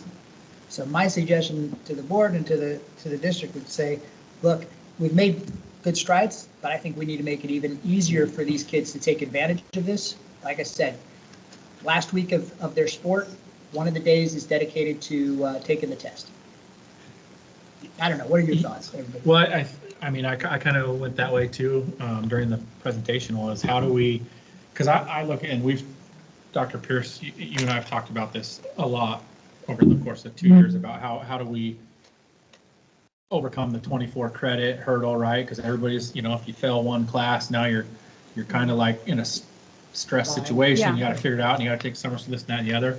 If these kids potentially were able to knock out 1.5 credits, that frees up 3 semesters of another class where it wouldn't be as, they'd have some wiggle room. So I think the strides we're making are great. I think potentially we need to maybe just push it out more to like a lot more people to say, hey, remind people there's this option that way. Because again, if you like PE, you're going to take it. But if you're an athlete, if you're doing a club sport, if you're doing JROTC, if you're doing something, heck, if you just want to go get your 75-hour log filled out because you like to go run, like, you're doing it. Here you go. But then we don't pass the test. But so I don't know if the study guide will help. Well, that's what I'm saying. We can adjust we the didn't test. have a study Right, guide. No, that's what I'm for the saying, first, no. We can adjust the test. There's material we're required to cover. Right. Right? And that's one reason we went with the OSPI assessment. But how a test is, we all know that you can cover material and the test can be very challenging or the test can be very easy. It's currently a multiple choice test. Right. I would still say how you ask questions, the questions can be made easier or harder. They can, and my point would be is I would argue we should be shooting for an 80 to 90% success rate on those tests. If it's at 35%, my response would be the test is too hard. It is too challenging of a test for a PE test that I don't think would correlate at all with anything that any of these other classes are doing. And so it's not fair that a student who plays sports now has to take a harder test than if he takes 0-hour power walking. And the power walking may not even have a test that they have to take. And because they power walked, a couple times a week, they suddenly can get a credit where these guys who are playing soccer three hours a day don't. That doesn't seem right to me. So what does play into it somewhat is that until this year, there was a list of topics that would be covered on the test, but there was no study guide on where to find it. You literally had to just go to Google and type in 7 elements of da da da da. And when you did that, it brought up 20 different articles that, yes, listed 7 elements of something, but every article had a different list of what you were supposed to be. That was what made it so difficult. I'd be curious to see what the pass rate is now that we've made these adjustments. We've got it. It's Well, so roughly far- going to be, we're not going to see a jump up to 80%. We don't have our 23, 24 data yet. Right. We Well, have we know it's 58 58 of out of 167. So we're looking at still But in the 30s. of those 58, we don't know who has also, I don't feel it's complete because of the log piece as well. You're right, 58 have passed the knowledge portion so far. Yeah. So our pass rate is still in the 30s. I mean, I think we should have a system where if you spend the time to look at the study guide, you will pass the assessment. Yes. And so I think that's where, it's like if we have kids who don't look at the study guide and they don't pass the assessment, that's probably because they didn't look at the study guide. I don't think we've moved away from having a system where it's super cumbersome to even try to figure out what's going to be on the test. But like in your recent experience, I'm assuming your student used the study guide. She did. And she passed. And then passed the with- test. She passed. With a. I'm a 76%. And you need what, you need a 70 to pass? I think a 70. So even that's like. She barely passed, no Yeah. offense, but she barely passed, even using the study guide, having a mom who was motivated, doing everything that she should, and barely passed. Yeah.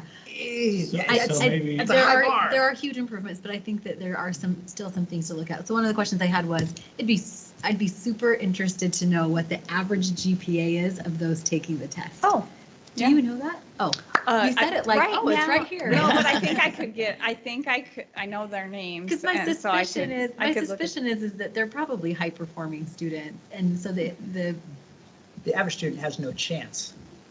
so my assumption is that the pass rate should be higher than That's what I'm what saying. it has been, but we have incomplete data. So So I think we'll have this year finish. I think once this year finishes out, we'll have the exact numbers and where we're at. And then I think, to your point, we can reassess the summer. health test and figure out what.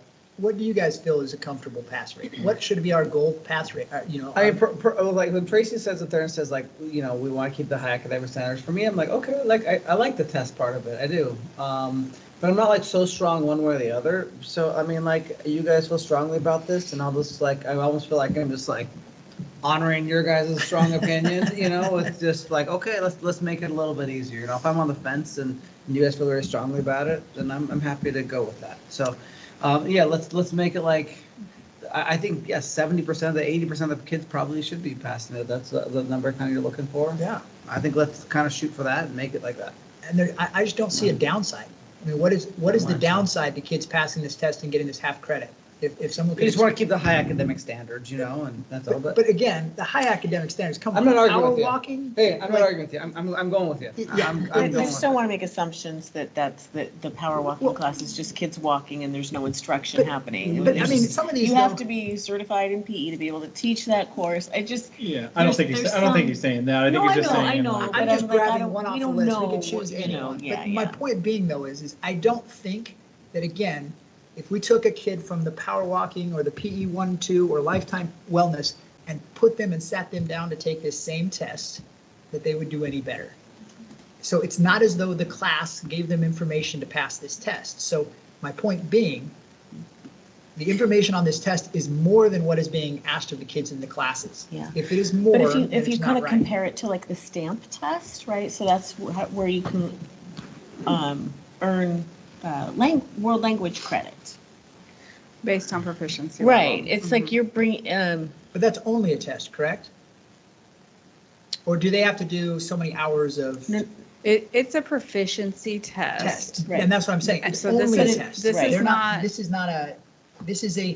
this test is actually not the sole requirement. In fact, they've already put in, It is hundreds of required to hours. have a knowledge, you have to have a knowledge portion for it. Yes, but what I'm saying is the knowledge portion should not be the high bar limiter. It's not for these other classes. Most of these other classes, as I've talked to kids, and I could be wrong, most of their other classes is based on attendance and doing like the physical doing the activity. physical aspect of it. Physical aspect. Yeah, like are you answering any of those health questions in, They're not health. or Just- are you answering those Health same stuff. knowledge type questions in And that's power my walking point. or It's not this, JROTC or? they're not having to know all this information, so and it's I'm not just, fair. yeah. Although, like, I'm just They- trying to think they this do through, like with the cover it. world language test, right? I might not be taking that same test in my Spanish class, but I'm earning that credit because I'm in the class, and I might pass that class with a D, and I'm still gonna get a credit, So right? But then I'm taking that, but to earn it through competency, you have to pass the stamp test to get the credit. So, because I'm not in but you a haven't- class, I'm not benefiting from But my the point is instruction. with the stamp test, it's just a test. It's a single test. So if I walk in there tomorrow, I can take the test, and if I get the credit, I get the credit. I don't have to have done anything. The difference here is to get this credit, you will have already had to do all of these sports, all of these hours of sports to do it. I hear what you're saying. So 80% pass rate, is that? Well, that- No, that that's was- too high. Huh? Well, can we, I think, Okay, I yeah. think where we're going, I think we all want to potentially look at what our test looks like. Yeah, we can come Once back. we, In the summer? We once can we see follow where up. we finish at, where the test is at, and let's work to find a balance where Let them pass. we get more students take the opportunity to pass these, right? And again, I look at it from the credit perspective. Yeah, We have an Sure. opportunity to exactly. have Give kids, them credit, and I don't think it'll. I mean, I don't think though that the kids that are credit deficit are credit deficit in PE, right? Like the kids that aren't graduating, and we should look at that data. And it's not like you can get this credit and it then replaces something else. No, right? but Right, it but if does. I And fail- it does Well, because it it takes away opens that up their period. period of the And day. now you can Yeah. retake chemistry or Yeah, retake. you now have a free period whatever it is where you that you can need to slide take. something else. So Yeah. it gives them essentially a free half so I don't credit. have to take a summer school class now, I can waive my PE credit and take a class in the semester. So it Other gives kids who them like flex PE. space. No, that's the thing though, yeah. Kids will take it. Kids like PE, Kids take that it, love it, yeah. and I think it's great, those kids will still take the classes. But those that are perhaps, for example, if they are down a credit because they failed a class or something, this gives them flexibility. It gives them a little bit more cushion, and that's what we need. We need cushion in the schedule, so if a kid has a bad class, he can make it up somewhere else, and it's not the end of the world. Yeah. Okay, let's see what comes of it whenever we get it, and just Yeah, sounds good. send it to us, and then we can revisit what that looks like. Yep, you got it. Okay. Just a Thanks, quick question about Melissa. WIAA, because we kind of talked about that, but just made me think of this. Have you heard that the WIAA is like changing potential rules that kids can transfer schools really easily? Have you heard anything about that? No? I'd have to follow up. I haven't heard anything. It's out there. You've yeah. heard that, Diane's heard that, okay, I'd like to hear more about that. Sorry, Josh and I were talking. I could follow up with Matt and BJ and. They've About more. loosened rules, and they're basically saying it's like college now, where kids can just transfer all over the place and play sports. and- NIL deals and everything else. Some craziness, but anyway. Okay, so that ends reports and discussions. We have no unfinished business.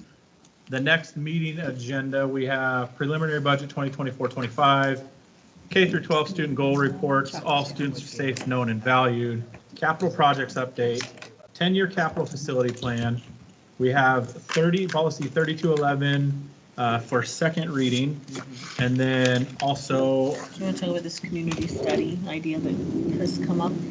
Yeah, I was gonna Yes. suggest that having that, yeah, that was my. The community study, and then do you think I think that grading policy one is, do we need another, do we need to go back? I need a little bit more. A little more time, on that. okay, perfect. All right. Just be like. Anything else? Oh, the community study is the survey. No?